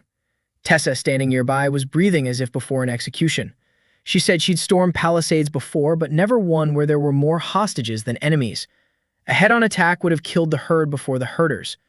Chiron lay down behind a rock and began counting, just as he once did during the dirtiest battles. There were about 40 guards. There was only one overseer, and that was Malhor. His bone horse stood by the large tent. The people with the seals weren't fighters, but on Malhor's orders, they would serve as a human shield. By dusk, a 3-move plan had taken shape. The first move was made by the jay from the sky. The griffin flew over the camp at a terrifying height, and the jay let out a cry. Not a scream, but the very voice of the flock, which every creature with a heart can hear.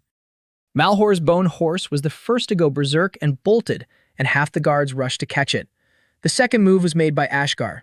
The guard entered the camp from the south, striding openly in an old man's shuffling gait, and the Greys mistook him for a new slave and led him toward the crevice. Right at the goats, he straightened up and struck the overseers with a bone rune, and the order's rune twisted the 6 of them like a rope. The third move belonged to Chiron and Tessa, and it wasn't about combat. While the comet, Tessa slashed at the Greys on the approaches, Chiron ran along the rows of slaves and did what he had never done at such a pace. He was tearing off the seals. A hand to the neck, a grip, and on to the next, a hand, a grip. A shard from the fracture hung on his chest, absorbing the torn seals and turning them into sparks, and the sparks immediately flowed into his hands. He was a pump, and he was pumping. 20 seals. 40. On the 60th, his vision blurred, and Miral, through their bond, poured so much warmth into him that it was enough for another 40. People were coming to their senses, falling and screaming, and Malhor's living shield was melting away before his eyes. Malhor realized everything too late. When the overseer gained control of the horse and returned to the fissure, his army of hostages was gone, and standing by the goat were an old man from the order and a boy from the settlement. Malhor didn't waste any words. He opened his palms, and from his sleeves came not the swift, smoky specks like Quinn's, but a solid gray wave. Ashgar caught the wave in his bond, and the runes crackled. Tessa darted toward the overseer, and the reflected wave hurled her into the rocks. And then Chiron played the card he'd been saving since the storm. He unleashed the reflected reaper. The mirror creature stood between Malhor and everyone else. The keeper struck it with a gray wave, and the mirror absorbed the blow and returned it doubled. Malhor was swept halfway across the camp. He got back up. He struck again. The mirror returned it quadrupled. The Founder's gauntlet fought against its own reflection and lost to itself. On the fourth exchange, Malhor fell and did not get up, while the Reaper faded away, having reached the limit of his card. Chiron approached the watchman. He lay among the rocks, broken, and for the first time a human face peered out from beneath the gray hood, old and haggard. Malhor whispered that he had once been a guardian of the mountain passes, like Ashgar, that the tower does not kill the best but rather transforms them. He said the boy could not win because the great door had already found its lock, and Chiron carried that lock with him. Then the keeper crumbled into gray sand, and the wind scattered the sand across the wasteland. Ashgar stood over the sand for a long time. Then he said that he had known Malhor 300 years ago under a different name, and that now he had a personal score to settle with the tower. Chiron sealed the crack in the trestles almost painlessly because, unfed and without an anchor, she was weak. The third splinter was laid into the deck. And then came the evening that Chiron remembered better than any battle. 190 survivors sat around the campfires eating porridge from the camp kettles and looking at their rescuers, and reason began to return to their eyes. Among the survivors were miners from the lost caravan, blacksmiths, and 36 sturdy men from the northern villages. A gray-haired miner approached Chiron and asked where they should go now that their villages were empty. Chiron replied that there was a settlement to the east where there was always work for able-bodied men. They traveled home in a caravan for 5 days, and the jay and the griffin carried news ahead and bread back. Hillmore greeted the column of survivors with the gates wide open, and Meryl was so overwhelmed she could barely stand, her shackles jingling with her weary joy. The settlement grew by 200 souls in a single day, and Garvin, seeing this, no longer clutched at his heart, but simply added the new households to the register. And a day later, a commission arrived from the south. It rode in without warning, escorted by 50 capital city knights in lacquered armor, 3 officials from the chancellery and 2 guild masters in purple robes, with a covered black wooden wagon leading the procession.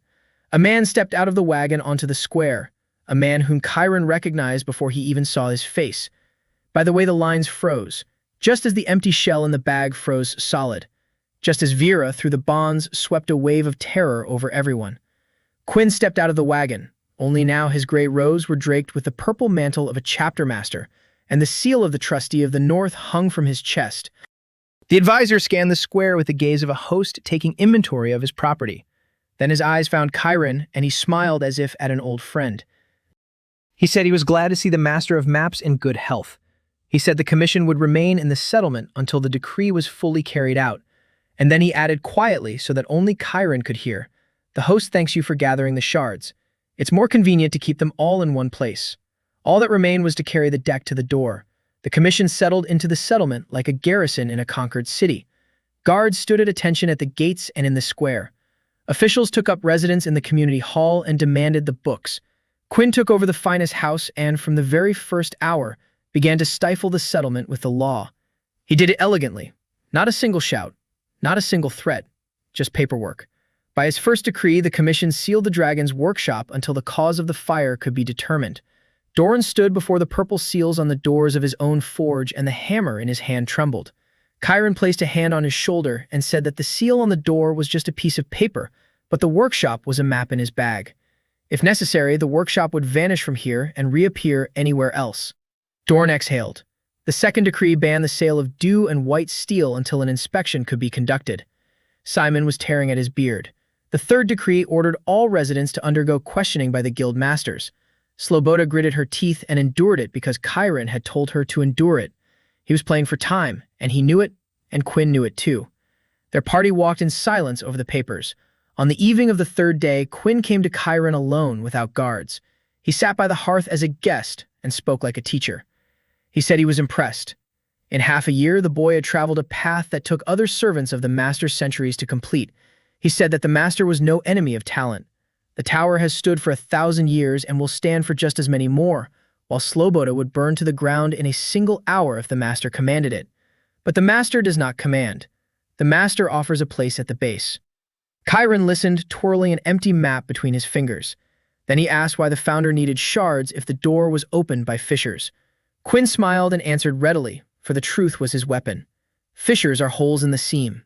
A trifle.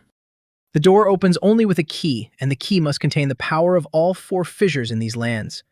None of the master's servants knew how to imbue an object with the power of a fissure. For 1,000 years, no one had known how.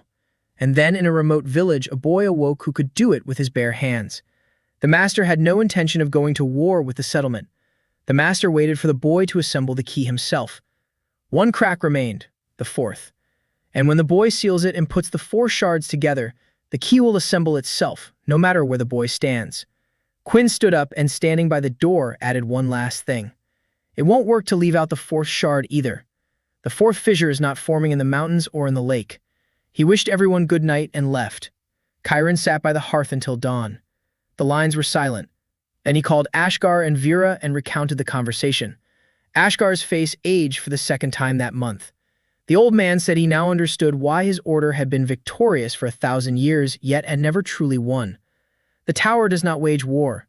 The tower waits for you to bring it what it needs yourself. Vera asked where the 4th crack was. Ashgar was silent for a long time. Then he said that he had checked the seams around the settlement back in the 1st week, and one seam didn't sit right with him, but he had chalked it up to its proximity to the 1st fault line. The seam ran beneath the hill on which her ash-gray tower stood, beneath Hillmore.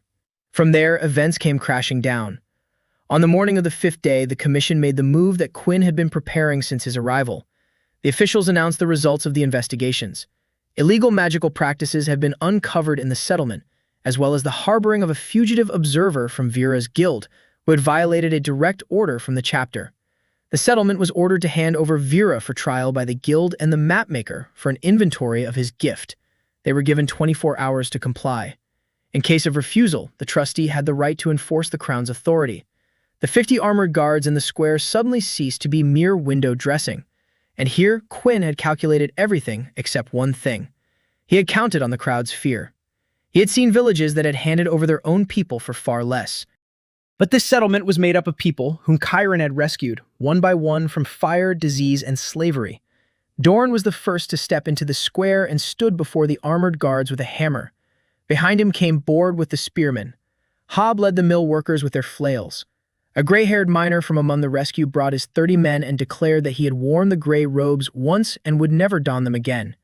Within an hour, the entire settlement stood in the square facing the 50 lacquered suits of armor and remained silent. The silence was so profound that one could hear the weather vane creaking. The senior official of the commission turned pale and whispered something to Quinn. Quinn looked at the crowd, and for the first time, Chiron saw a flicker of hesitation on his gray face. The crowd was not afraid. The plan was falling apart. And then Quinn did what the tower does when a plan falls apart. He flipped the board over. The Guardian of the North raised his hand and spoke loudly for all to hear. He announced that the settlement had risen in rebellion against the crown. Then he arranged his fingers into a familiar pattern, and all 50 armored guards shuddered in unison and stood straighter. A gray wisp of smoke crept out from beneath each man's lacquered shoulder pads. Seals. From the very beginning, they had not been soldiers of the crown but gloves. Quinn gave the order in a voice that made the square ring with a deafening roar. Capture the witch and the master. The rest, eliminate them. The armored soldiers moved forward, and at that very moment, the ground trembled beneath everyone's feet. The hill beneath Vera's ash-gray tower swelled. The turf burst like the skin of a blister, and a pillar of sickly green light shot from beneath the hill into the sky. The 4th fissure had been brewing beneath the settlement all this time, and the harvest with which it had been fed was no longer needed. Quinn himself had fed it to the full. 50 seals, the fury of the crowd, and fear. The crack lunged toward the power like a fish toward blood. The armored guards froze a half-step away. The crowd recoiled from the hill. But Quinn tilted his head back toward the green pillar and laughed out loud. He shouted through his laughter that the master was removing the time from the board. The key would gather today. The earth shook. Vera's turret slid down the hillside. From the green pillar, creatures no longer of the gray rank descended through the air. Lines above them glowed blue and purple, and from the gates of the finest house a bone horse was led out, and Quinn settled into the saddle without haste, because there was nowhere for anyone to rush to now. Chiron stood in the middle of the square between the crowd and the hill, and in his bag the three shards clanged like bells, straining toward the fourth crack, toward his brother, toward the castle, toward the door. Chiron engaged in battle before the thought had even fully formed. His body acted on its own, driven by the reflexes honed through thousands of battles. He shouted 3 commands, and the settlement heeded him. Bor, with his formation, was to hold the creatures back toward the hill, the jay into the sky, the women, elders, and children into the dragon's workshop, because in the event of the end, he could seal off the entire workshop along with the people inside. The crowd did not scatter. The crowd ran to their designated places. Half a year of living alongside miracles had taught these people that a miracle worker always has a plan. There was no plan. There was anger, and there was a calculation in his head. The creatures poured out of the crack in waves, and Borg's formation met the first wave of white steel and held its ground. With the second wave came the purple ones. A creature resembling a cluster of green lightning bolts pierced the formation, and 3 guys went down. Miro lunged toward them through the bonds, and Chiron felt her effort as if it were his own. She pulled 2 of them out. The third was gone. The settlement's first death ever struck the bonds like a hammer. Mela on the wall howled through clenched teeth, and her arrows flew with greater ferocity. Meanwhile, Quinn's plate-armored soldiers were forming 2 ranks near the square, and Quinn, on horseback, waited for his moment without intervening. He was watching the crack. He was waiting for the key.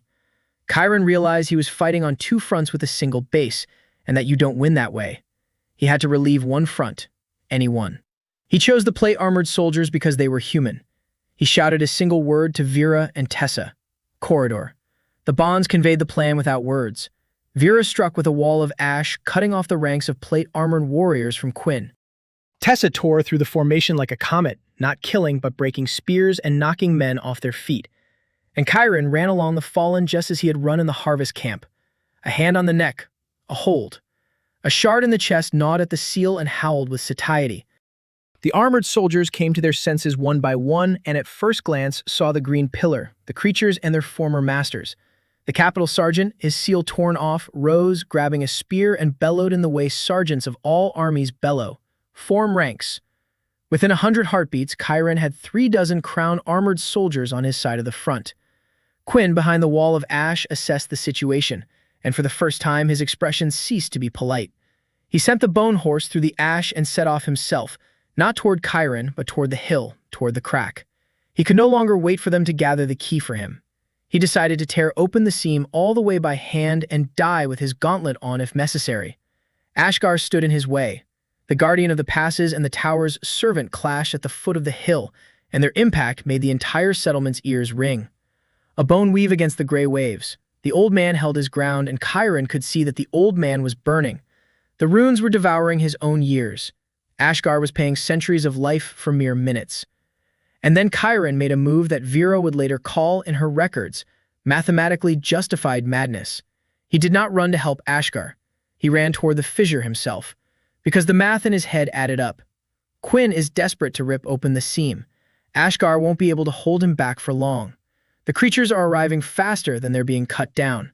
The only way to resolve all the problems in a single action is to seal the 4th fissure right now, while it's still immature, before it reaches its full height. Yes, the key will come together. Yes, this is exactly what the founder wants. But the key is in his hands, not in the towers, which means the game is shifting to his pace. He shouted one command to his 4 through the bonds. Cover my back and don't let me die. The climb up the hill was like running through a thunderstorm. Mela was pulling everything that reached toward him off the wall. Soika's griffin plummeted from the sky and tore at the purple creatures right behind him. Muriel poured so much of her light into the bonds that blood began to flow from her nose. Tessa was already fighting on the very slope, back to back with the armored sergeant. At the edge of the fissure, the air stung her eyes. Chiron fell to his knees and pressed both palms into the green glow. Seal it. The world vanished. There was only pain and percentages and a voice. The voice came from beneath the crack, from a depth deeper than any depth, and the voice was as patient as stone. The voice said it had been waiting for him. The voice said the boy need not suffer. The door could be opened gently. No one in the settlement would die. All 4 women would live. He just had to stop clenching his fists. Chiron clenched his fists tighter. The interest was creeping up. The voice ceased to be patient. At the very last moment before the 100, the crack burst open and showed him a picture. The door from the inside.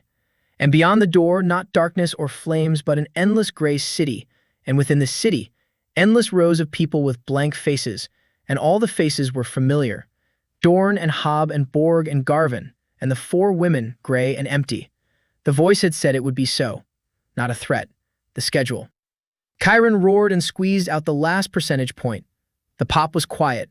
The green pillar was drawn into the ground like a thread into a needle. The fourth shard lay in Chiron's palm. And at that very moment, all four shards flared up and flowed toward one another through the bag and the air, fusing in his hands, all without merging and without sparks. The card that remained was neither gold nor purple. It was white, simply white, like the first snow, and there was no pattern on it, only an inscription. The key to the great door, the soul rank. Silence fell over the settlement. The creatures, stripped of their cracks, crumbled into dust all over the hill. And in that silence, slow claps rang out. Quinn stood over Ashgar's body, clapping his hands. The old man lay at his feet, and the bone runes around him were burning down into white ash. The guardian of the passes had bought Chiron time with all of his remaining 1,000 years. Quinn clacked his hands and bowed to Chiron as one bows to a master who has completed his work. He said the order had been fulfilled and the master was satisfied. Then he straightened up and uttered a word in a language that made the grass wither. And the sky to the east, over the distant hills where the very first rift lay, burst open along a seam stretching from the earth to the clouds, not a crack, but a gate. Quinn explained this as he mounted his bone horse. The key unlocks the door from both sides, but the keyhole has always been where the seam is thinned to its very end. The master is waiting for the craftsman with the key at the eastern gate. 3 days. If the craftsman does not bring the key himself, the gate will begin to open without it. Rough. And then the schedule from the Gray City will be fulfilled ahead of schedule. The horse carried the Gray Rider eastward, and Chiron stood on the hill with a white map in his scorched hands, looking now at the map, now at the dead Ashgar, now at the eastern sky where a gray mist was already seeping through the gate's leaves. Ashgar was buried at dawn on the hill where he had fought his final battle. The entire settlement stood around the grave in silence. Chiron placed the guard's bone token, the last one from his pouch, on a stone. Then, standing over the grave, he spoke his thoughts aloud. For 1,000 years, the old man had closed the doors of others, and he died having opened a single door for them all, the door to choice. The council gathered at that very hour in the dragon's workshop. Chiron laid out a white map on the table and the 3 paths he had seen. The first path was to hide the key and hold the defense. Ashgar said that the great door had once been slammed shut without a key, at the cost of half the order. Vera buried that path in a minute. She had spent 3 nights poring over the guard's records. For the tower, breaking open the door without a key would take between 1 and 3 moons, and all that time, mist would seep through the crack, giving birth to creatures, and all the lands up to the capital would be the first to fall. A defensive stance meant a war of attrition against infinity. The second option was to destroy the key. Chiron tried this that very night. The analyzer wouldn't accept the white card. The flame of the dragon's forge had no effect on it. The shard that could cut through any seal bounced off it as if it were a wall. The lines responded the same way to every attempt. Object beyond accessible level. The third path was named by Chiron himself, and silence fell over the workshop. Bring the key to the gates, as the founder demands. Go to the appointed place at the appointed hour, where the enemy is all-powerful and is waiting for exactly that. Tessa said this was surrender. Chiron replied that it was a strategic move. His entire life, both past and present, had been built on a single rule. You don't hold on to a lost position. In a lost position, you change the game. The founder awaits a sacrifice with the key. For 1,000 years, the founder has been getting exactly what he expects. So the only move the tower hadn't considered was to approach the gates not as a sacrifice, but as a player with a deck. He looked at his companions and asked if they were ready to play the final game with him. Muriel was the first to lay her hand on a white card. The 3 days leading up to the deadline were spent frantically preparing for the impossible. Here the dragon's workshop hums non-stop, and Dorn and the armored sergeant are forging armor for the expedition, while Chiron is melting down plates of scales from the purple creatures gathered on the hill. Here Vera and Chiron spend their nights dissecting the empty shells of the tower's seals, and Vera finds a recurring root and learns to weave the reverse pattern. The seal of defiance. Ashgar's script now lives on in her formulas. Here, Nyla and Jay are chasing a griffin over the settlement with the entire flock of birds, dogs, and a wolf, and Jay's learning to command not just a flock, but an army of beasts with her voice. Here Muriel pours into flasks the new dew mingled with her own blood through the bonds, and this dew heals the wounded in a single breath. Here Tessa organizes the militia and the armored warriors into a unified formation, and within 3 days the settlement becomes a small army with a single heart. At the end of the second day, Chiron performed the final merger of the preparations. He laid out 5 cards in a circle, the bonds of the packs of all 4 women and his own empty shell, into which his very essence had been gradually flowing since the storm itself. His gift, his intent, and the calculations in his mind. He asked the 4 for their permission.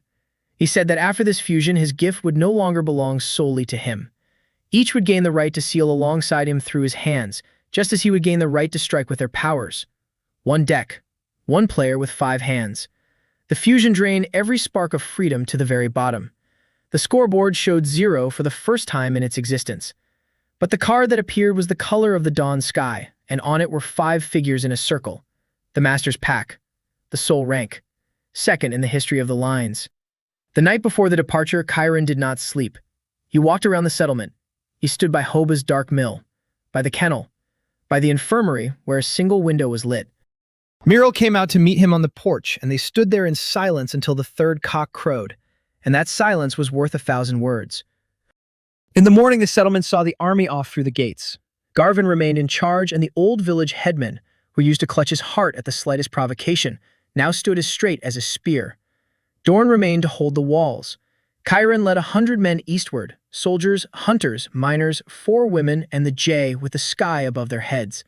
The journey to the gates took 2 days, and along the way the world came to an end.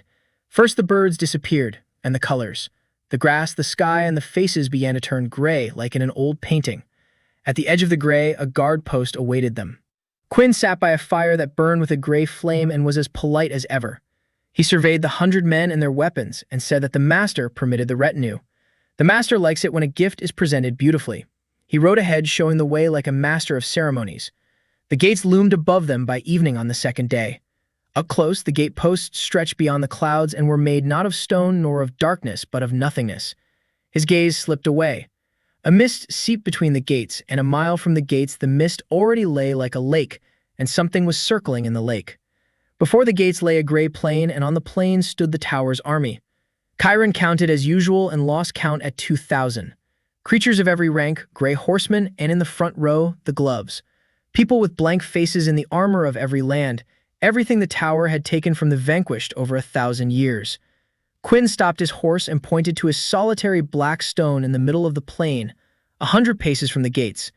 He said that the master would place the key on the altar, and the master would enter, and the world would receive a new order, free from war, famine, and death. Everyone on the plain would receive eternity. He spoke, and the gray army stood motionless. The silence of thousands was louder than any roar. Chiron nudged his horse and rode forward alone, a white map in his hand. Behind him, Tessa began to count quietly aloud, just as she had before the assaults. Nyla knocked an arrow. Vey-Ra spread her palms, and flowing between her fingers was not an ashen, but a white runic script. Muriel closed her eyes, and the bonds tightened like a bowstring. The jay lifted its face toward the sky where a griffin waited above the gray clouds. Chiron rode up to the black stone. He dismounted. He looked at the gate of nothingness and at the map the color of the first snow. Then he placed the key on the altar, and the gates trembled and began to open. The gates parted slowly, like ice on a river. Through the crack, a whiff of that gray city, the one Chiron had seen from inside the fissure, drifted out. Endless, even streets and a lifeless stillness. The tower's army dropped to 1 me all at once. Quinn dismounted from his horse, and for the first time since they'd met, his face looked genuine, happy. Meanwhile, Chiron stood by the altar, counting aloud to himself the final seconds of his one and only move. Because the key on the altar wasn't a key at all. He'd been preparing the switch for all 3 days, and only the 5 bound by the bonds knew about it, because the bonds cannot eavesdrop on. For 3 nights, Vera had been extracting not power but an image from the white card, an exact replica, a decoy, wearing that very same white shirt. The real key lay beneath Chiron's armor, right against his heart. And into the decoy they had placed something else. The entire seal of defiance that Vera had woven from Ashgar's bindings, the entire reserve of shard hunger, and a single command with a trigger condition, to activate when the power from behind the door first reached through the card. For 1,000 years, the founder had taken what belonged to others through seals and keys. He knew no other way. And when the door panels parted to the width of a palm, and the first thread of the master's power reached through the crack toward the altar to take the key and fling the door wide open, the thread entered the white dummy, and the dummy triggered. The pop was silent, but the plane shook.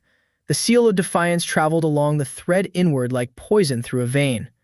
Behind the door, in a depth deeper than any depth, something screamed for the first time in 1,000 years. And throughout the gray army, from the front ranks to the horizon, the seals began to burst. Not one by one, as under Chiron's palm, by the thousands at once. The tower's gloves stumbled and clutched at their heads and fell to their knees, no longer in a bow but in awakening. Men in armor from all lands raised their faces, and in those faces reason thawed, followed by horror and then the fury of a 1,000-year-old slave who had seen his chains. Quinn screamed. He shouted commands in a dead language, and the gray horsemen still obeyed him.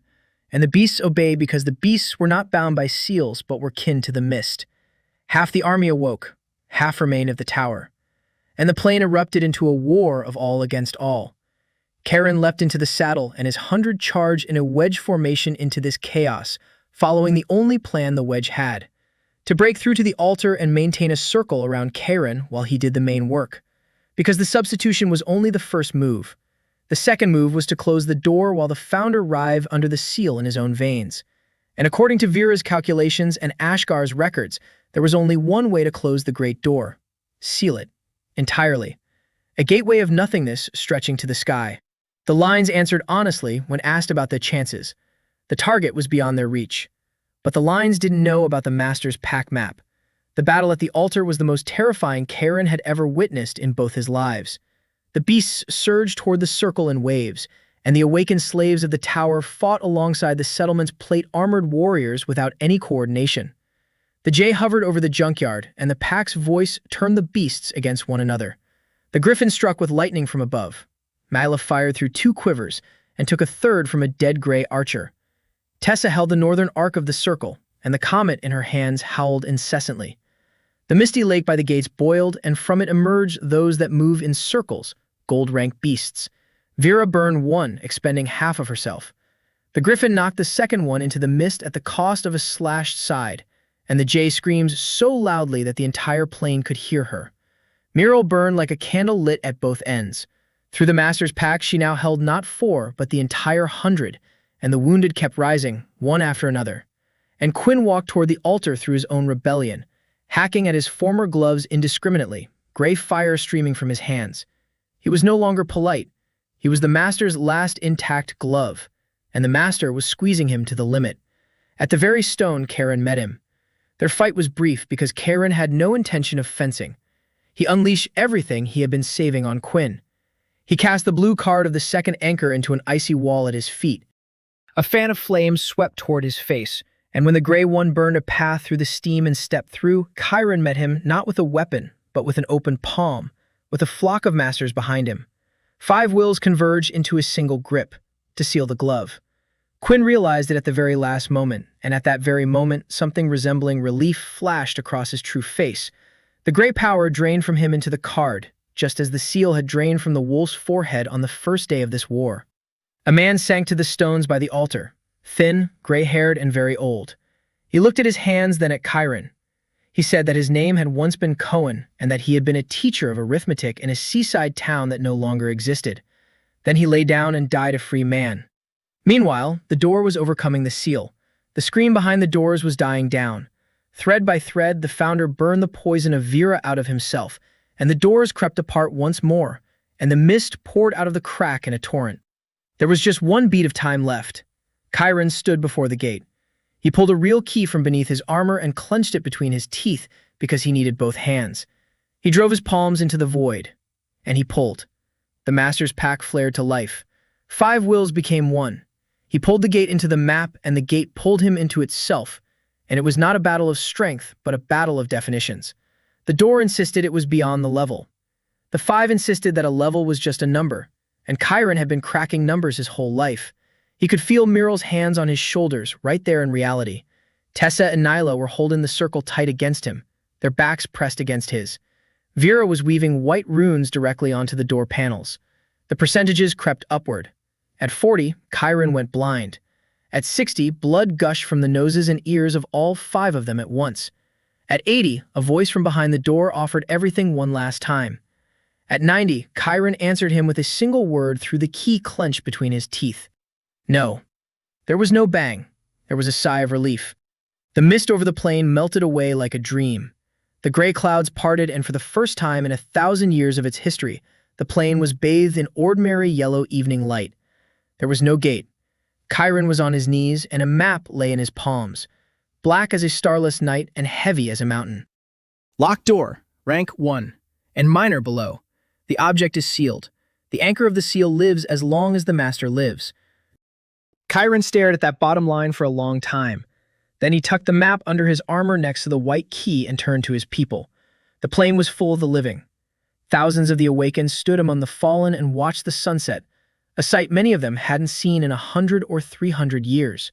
And from the east, at the edge of the plain, a rider in the colors of the Order of the Guardians was already galloping toward the altar.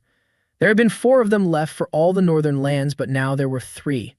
The rider reined in his horse before Chiron, her helmet, and revealed herself to be a very young woman with streaks of gray in her hair. She looked at the empty space where the gates had stood for 1,000 years, then at Chiron, and she asked the question that follows every victory. What now? Chiron had spent a year gathering his thoughts on the question of what now. In the beginning, there was the plain. Thousands of the awakened, half of whom did not remember their villages and half of whose villages had not existed for a century. Chiron did the only thing he knew how to do. He gave them work and a wall. Caravans streamed from the former gates westward toward Hillmore, week after week, and the settlement welcomed them all. Garvin's record board inscribed new households in fiery letters day and night. Then came the capital. The news that the Guardian of the North was dead and that the millennia-old curse in the East had vanished reached the throne before Chiron himself did. He rode to the capital ready for anything, carrying in his bag the charred letter from the chapter, Fenton's receipt, and the late Baron's charter. It all came in handy.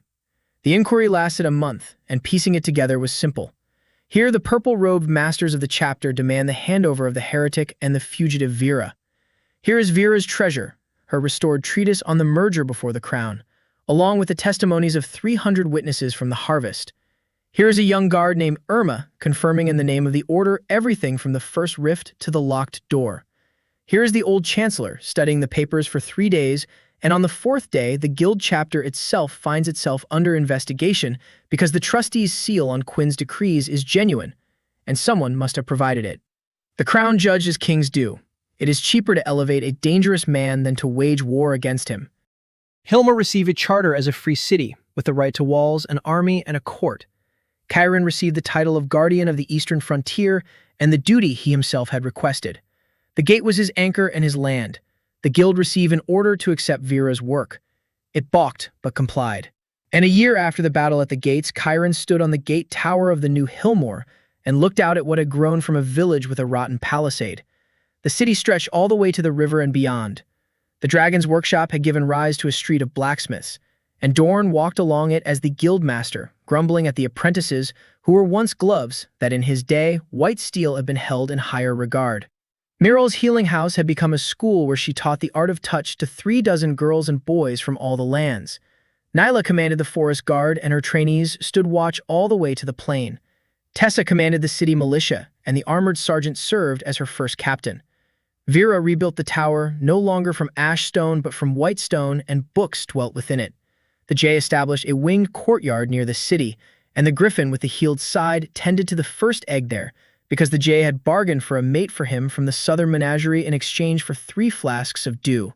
The key in the locked door hung on Chiron's chest in a single case that Vera had bound with a spell to protect it from any stranger's touch.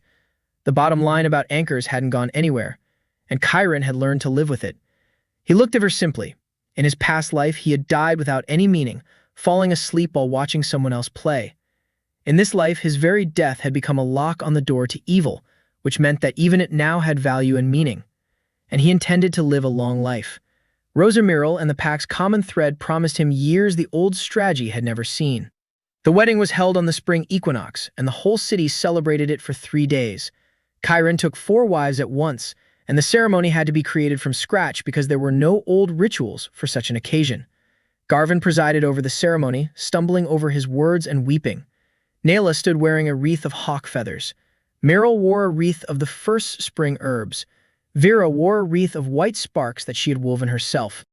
Tessa refused a wreath and stood with a comet behind her, smiling so brightly that the whole city would later remember that smile. When the five joined hands over the registry board and the board itself inscribed their union in fiery letters, the square roared louder than on Victory Day.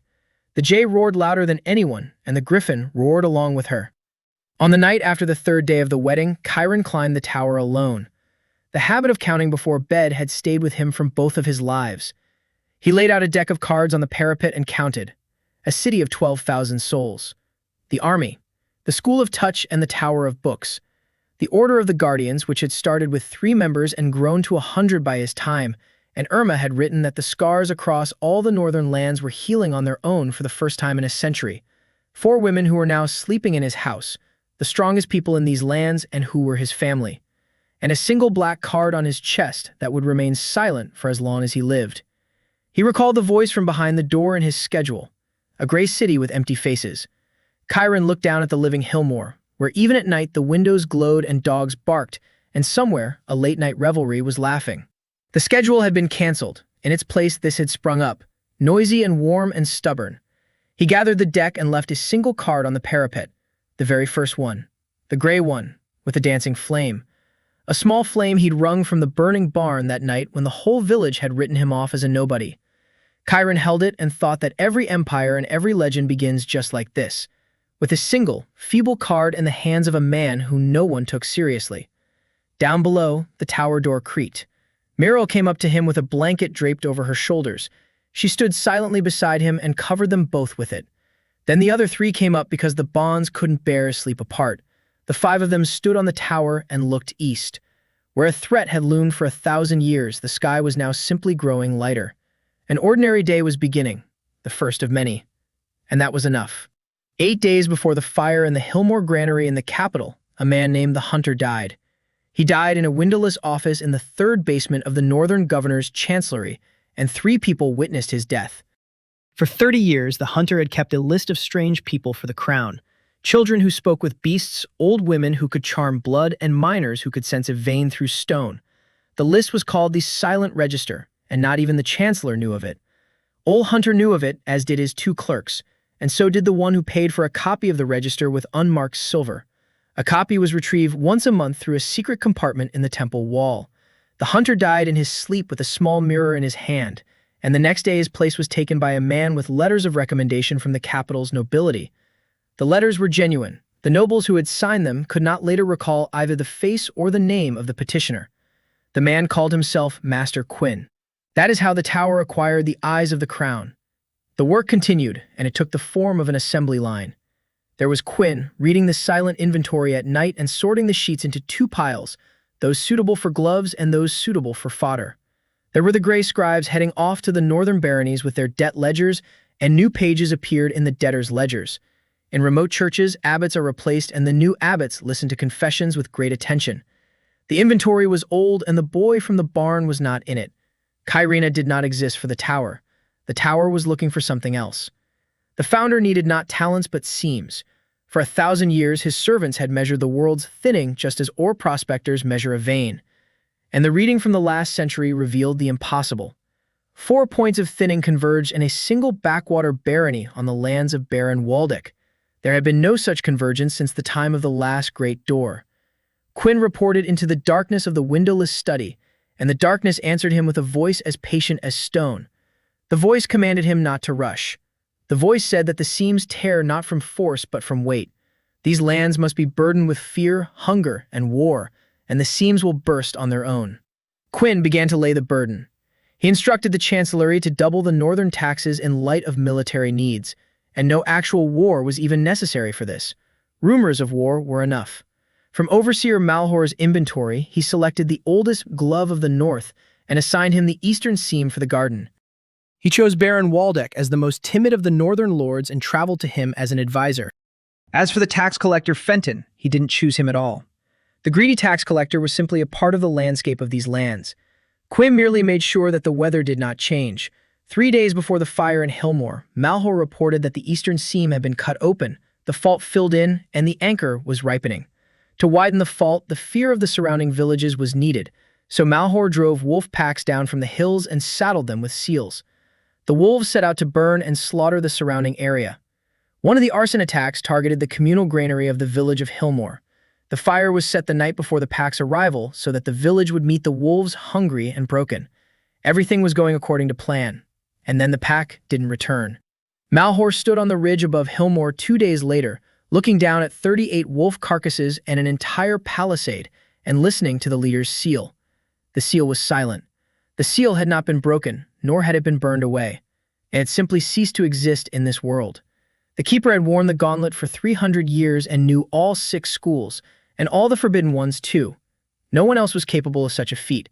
He reported to the darkness, and for the first time in his 300 years, the darkness fell silent for a long time. Then a voice commanded something strange. Do not touch the village. Watch.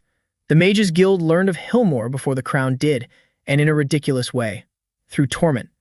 The capital's court supplier bought a sack of flour from Simon, a traveling merchant, flour ground to a fineness that even the finest millstones of the South could not produce, and served it to the master of the chapter on his name day. The master of the chapter was old and suspicious, so he checked the flour for magic, just in case. There was no magic. It was flour that could not possibly exist. A request was sent to Hillmore, followed by a report from the rural inspector about a palisade that had sprung up overnight and a healer who could heal scars with a touch. The chapter convened for a small council, and the council was divided. The young masters demanded an investigation. The elders demanded it be confiscated. A third voice prevailed, that of Master Orovius, keeper of the school registry. Orovius said that an unaccounted-for power is heresy only as long as it remains unregistered. Once entered into the registry, it becomes the property of the guild. He proposed not to scare the miracle away with an investigation, but to ensnare it, quietly buy off the merchant Simon, quietly bribe the blacksmith's apprentices, and send not a combat master as an observer, but someone inconspicuous and expendable from among the disgraced. In the registry office, they pulled up the lists of exiles and chose the scribe Vera, the daughter of a dyer whose work had been burned. She couldn't have been more expendable. So Vera traveled north, and the chapter believed it had sent a pawn.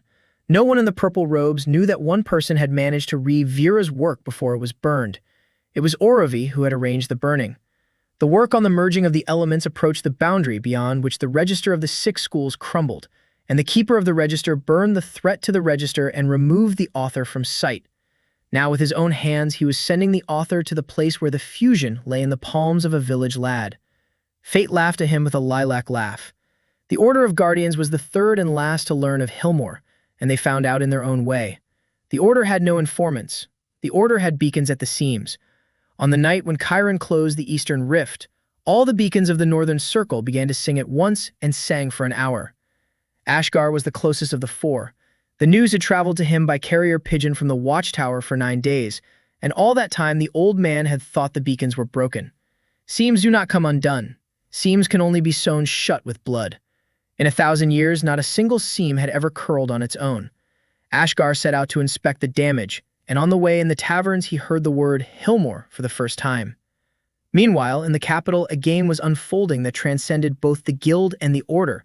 Quinn received a report from Malhor about the collapsed fissure and the map in the boy's hands and carried it into the darkness. And the darkness laughed for the first time in his service. A voice said it had been searching for a lockmaster for 1,000 years, one who knows how to imbue an object with the power of a seam. The servants knew how to tear seams, but a door does not open through a torn hole. A door opens with a key, and the key must be forged by the hands of a living being. No such hands had been born in 1,000 years. The voice canceled all previous schedules. The new schedule was simple. The boy must gather the 4 shards himself. He must not be hindered. He must be helped in such a way that the help looks like a battle.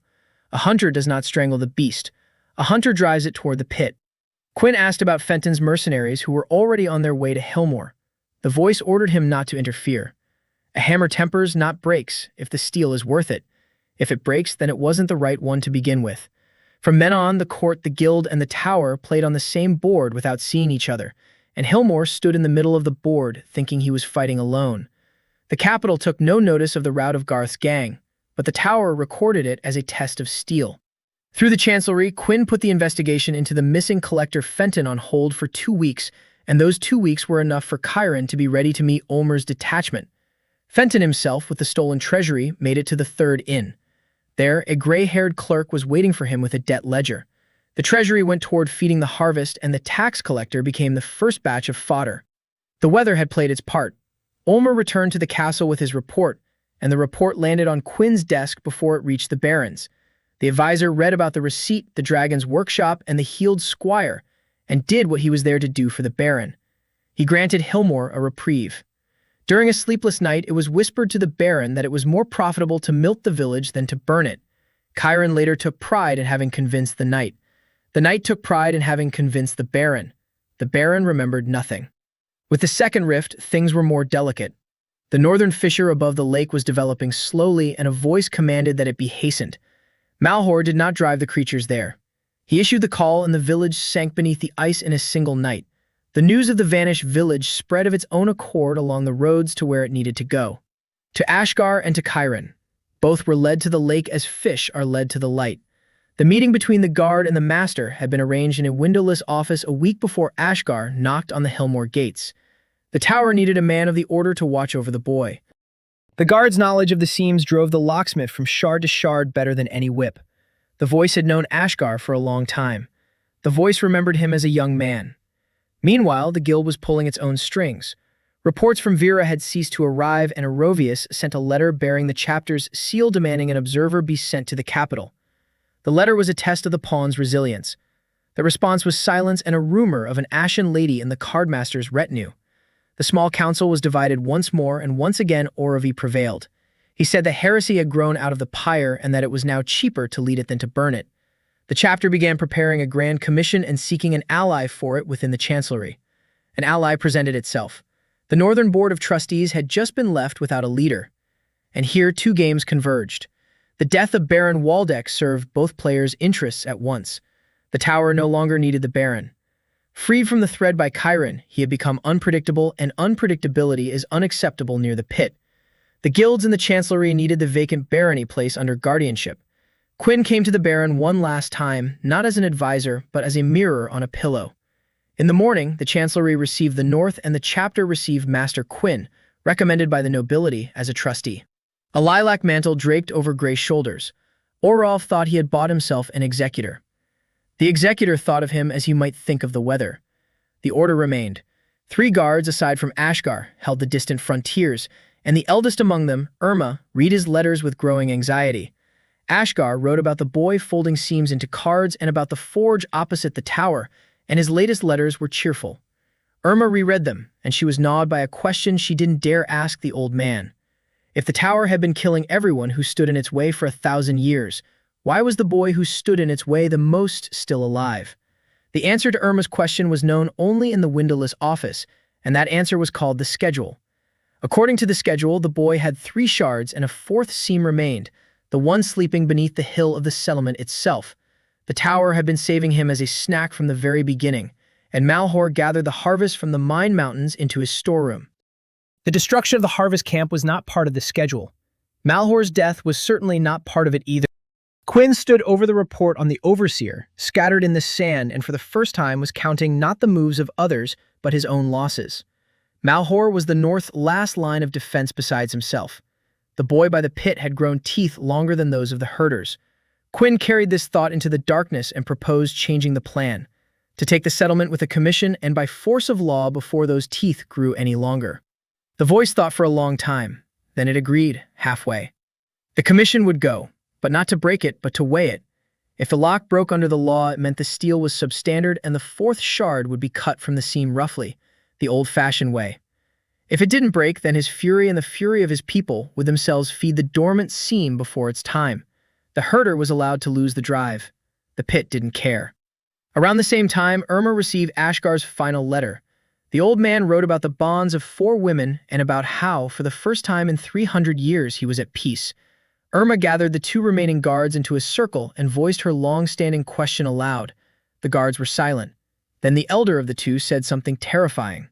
For 1,000 years, the order had been measuring the seams, yet never once had it asked itself why all the great doors opened precisely where a great hero suddenly emerged into the world. Perhaps the tower isn't afraid of heroes. Perhaps the tower breeds them. Irma sat down to write a warning to Ashgar, but didn't have time. The beacons at all the borders sounded simultaneously for the second time that year. A fourth rift opened near Hilmer. The rest of the hour of mirrors unfolded as the capital saw it, conveyed through a montage of reports. Here the chancellery receives a message about a rebellion in the settlement and about the Green Pillar, and the old chancellor demands troops. Here the troops do not move because the order to march has been swept under the rug by the gray-eyed clerk. Here the chapter sits in the small council all night, and Orovi stares at the report stating that the trustees' seals were slashed by some splinter faction, and the registrar begins to understand whose mantle his man in the north is wearing. Here Irma is riding her horse westward, driving the third one this week, and in the windowless office it was quiet. The darkness listened as hundreds of versts away a boy places palms into the fourth crack and as a white map took shape from the four shards. 1,000 years of waiting converged at a single point. The voice gave Quinn his final order, and in that order there was neither war nor trickery. Open the keyhole at the eastern seam, set a deadline, and wait. The hunt is over. The beast is at the pit. The beast is clever and vicious with a deck of cards tucked under its wing, but that no longer mattered. The key unlocks from both sides, and the key cannot fail to arrive. For if the key does not come, they will begin to break down the door, and the beast knows this. Darkness was wrong about one thing, and no one at the table could see that mistake. All the players in this story read other people's papers, listened to other people's confessions, and saw through other people's eyes. But the five wills, bound by ties, spoke to one another without words and without papers. The plan to swap the key existed nowhere in the world except on the thread stretched between five hearts.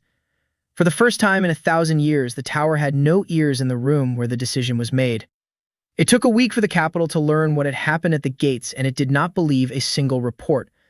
Then the living arrived. Thousands of the awakened with branded scars on their necks, and among them people who had disappeared a century or two ago, and the eldest son of the old chancellor who had vanished 30 years earlier. The chancellor embraced his gray-haired son on the steps of the chancellery in full view of the entire city, and after that the question of whether to believe it or not was no longer an issue in the capital. The inquiry, which Chiron considered a trial against himself, was in fact a war waged behind the scenes, and he had won that war without even knowing it. Irma arrived in the capital before him and laid the order's millennia-old archives before the crown, lists of the great gates and lists of heroes who had been raised in droves. Orovius, having read the archives, would have burned them as well, but the keeper of the registry's hour of burning had come to an end. The young masters of the chapter raised the issue of the trustee's seal and pulled a thread, and that thread led to the third basement, to a silent inventory, and to the dead catcher with his little mirror. Orovi left the guardians of his own accord the day before they would have removed him. Vera's work was entered into the registry under his signature, and his hand did not tremble because there was nothing left to tremble about. The crown judged as crowns do, and Chiron saw this. What he did not see, however, was the chancellor's nighttime conversation with Irma before the announcement. The chancellor asked the guard if it was permissible to kill the guardian of the eastern frontier and take the maps to the treasury. Irma replied with the inventory. The anchor of the seal lives as long as the master lives. The boy's death is the key in the lock. The chancellor did not hesitate. Thus was born the title of guardian of the eastern frontier, born not of gratitude but of terror. And when Chiron received it, he considered himself to have struck a good deal. Both truths coexisted in a single charter. The windowless office stood empty. The gray clerks in the chancelleries withered away over the course of a month like leaves without roots. Debt ledgers with extra pages were burned in the temples. The order had grown from 3 to 100 in a year, and its watchtowers sang silence for the first time in a century. Irma established a garrison on the empty plain where there were no longer any gates, and in the garrison's charter, she recorded as the first clause a lesson paid for by 1,000 years. Do not watch the seams. Watch those who win too easily. The final entry in this inventory remained, and it was the quietest of all. On the night of the mapmaker's wedding, when all of Hilmore was singing in the squares, a guest knocked on the door of Vera's white tower. Irma came without her armor and brought a wedding gift, a tattered sheet from the order's deepest archives, the only surviving drawing of a wide-open door, drawn 1,000 years ago by a surviving guardian. Vera unfolded the sheet and remained silent for a long time. In the drawing, a gray city with empty streets gazed out into the world from behind the door panels. And above the city, a line was written in charcoal in an ancient script. He does not want to enter. He wants to get out of the place where he himself is locked up. Vera stared at the line and thought of the black card on her husband's chest. The locked door is now sealed on both sides, and on that side, too, there stands an anchor, patient as a rock. She rolled up the sheet and tucked it away in the deepest chest of the tower, sealed with 3 locks and a white seal. Some truths meet to age for a lifetime. Then she went down to the square where the lights were burning and her husband was dancing with Nayla, while Tessa was arguing with Soika over a spot by the barrel, and the city buzzed with a lively, warm hum. Vera stood beside her family and took Miro by the hand. An ordinary night hung over Hillmore, the first of many. End of inventory.